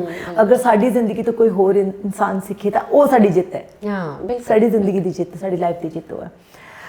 ਡੈਫੀਨੇਟਲੀ ਮੈਂ ਇਹ ਕਹਿਣਾ ਚਾਹੂੰਗੀ, ਪਹਿਲੀ ਗੱਲ ਤਾਂ ਜਿਹੜੀ ਵੀ ਲੜਕੀ ਇਸ ਇੰਡਸਟਰੀ 'ਚ ਆਉਂਦੀ ਹੈ, ਇਸ ਇੰਡਸਟਰੀ ਨੂੰ ਲੈ ਕੇ ਬਹੁਤ ਕੁਝ ਚੱਲਦਾ ਹੈ, ਬਹੁਤ ਕੁਝ ਸਾਡੀ ਜ਼ੁਬਾਨ ਦੇ ਉੱਤੇ ਆ ਜਾਂਦਾ ਹੈ ਜਦੋਂ ਕਿ ਇਸ ਇੰਡਸਟਰੀ ਦਾ ਨਾਮ ਦਿੱਤਾ ਜਾਂਦਾ ਹੈ ਇੰਡਸਟਰੀ ਬਹੁਤ ਗੰਦੀ ਹੈ। ਬਟ ਇਹ ਗੰਦਾਪਨ ਹਰ ਜਗ੍ਹਾ 'ਤੇ ਹੈ, ਹਰ ਪ੍ਰੋਫੈਸ਼ਨ 'ਚ, ਹਰ ਪ੍ਰੋਫੈਸ਼ਨ ਦੇ ਵਿੱਚ ਹੈ। ਸਮਝੋ ਤਾਂ ਬਹੁਤ ਕੁਝ, ਨਾ ਸਮਝੋ ਤਾਂ ਕੁਝ ਵੀ ਨਹੀਂ। ਬਿਲਕੁਲ। ਲੇਕਿਨ ਅਗਰ ਅਸੀਂ ਲੋਕ ਸਟਰੋਂਗ ਆ, ਸਾਡਾ ਕੈਰੈਕਟਰ ਸਟਰੋਂਗ ਆ, ਸਾਡੇ ਕਰਮ ਸਟਰੋਂਗ ਆ, ਸਾਨੂੰ ਕਦੇ ਪ੍ਰੋਬਲਮ ਨਹੀਂ ਆਊਗੀ।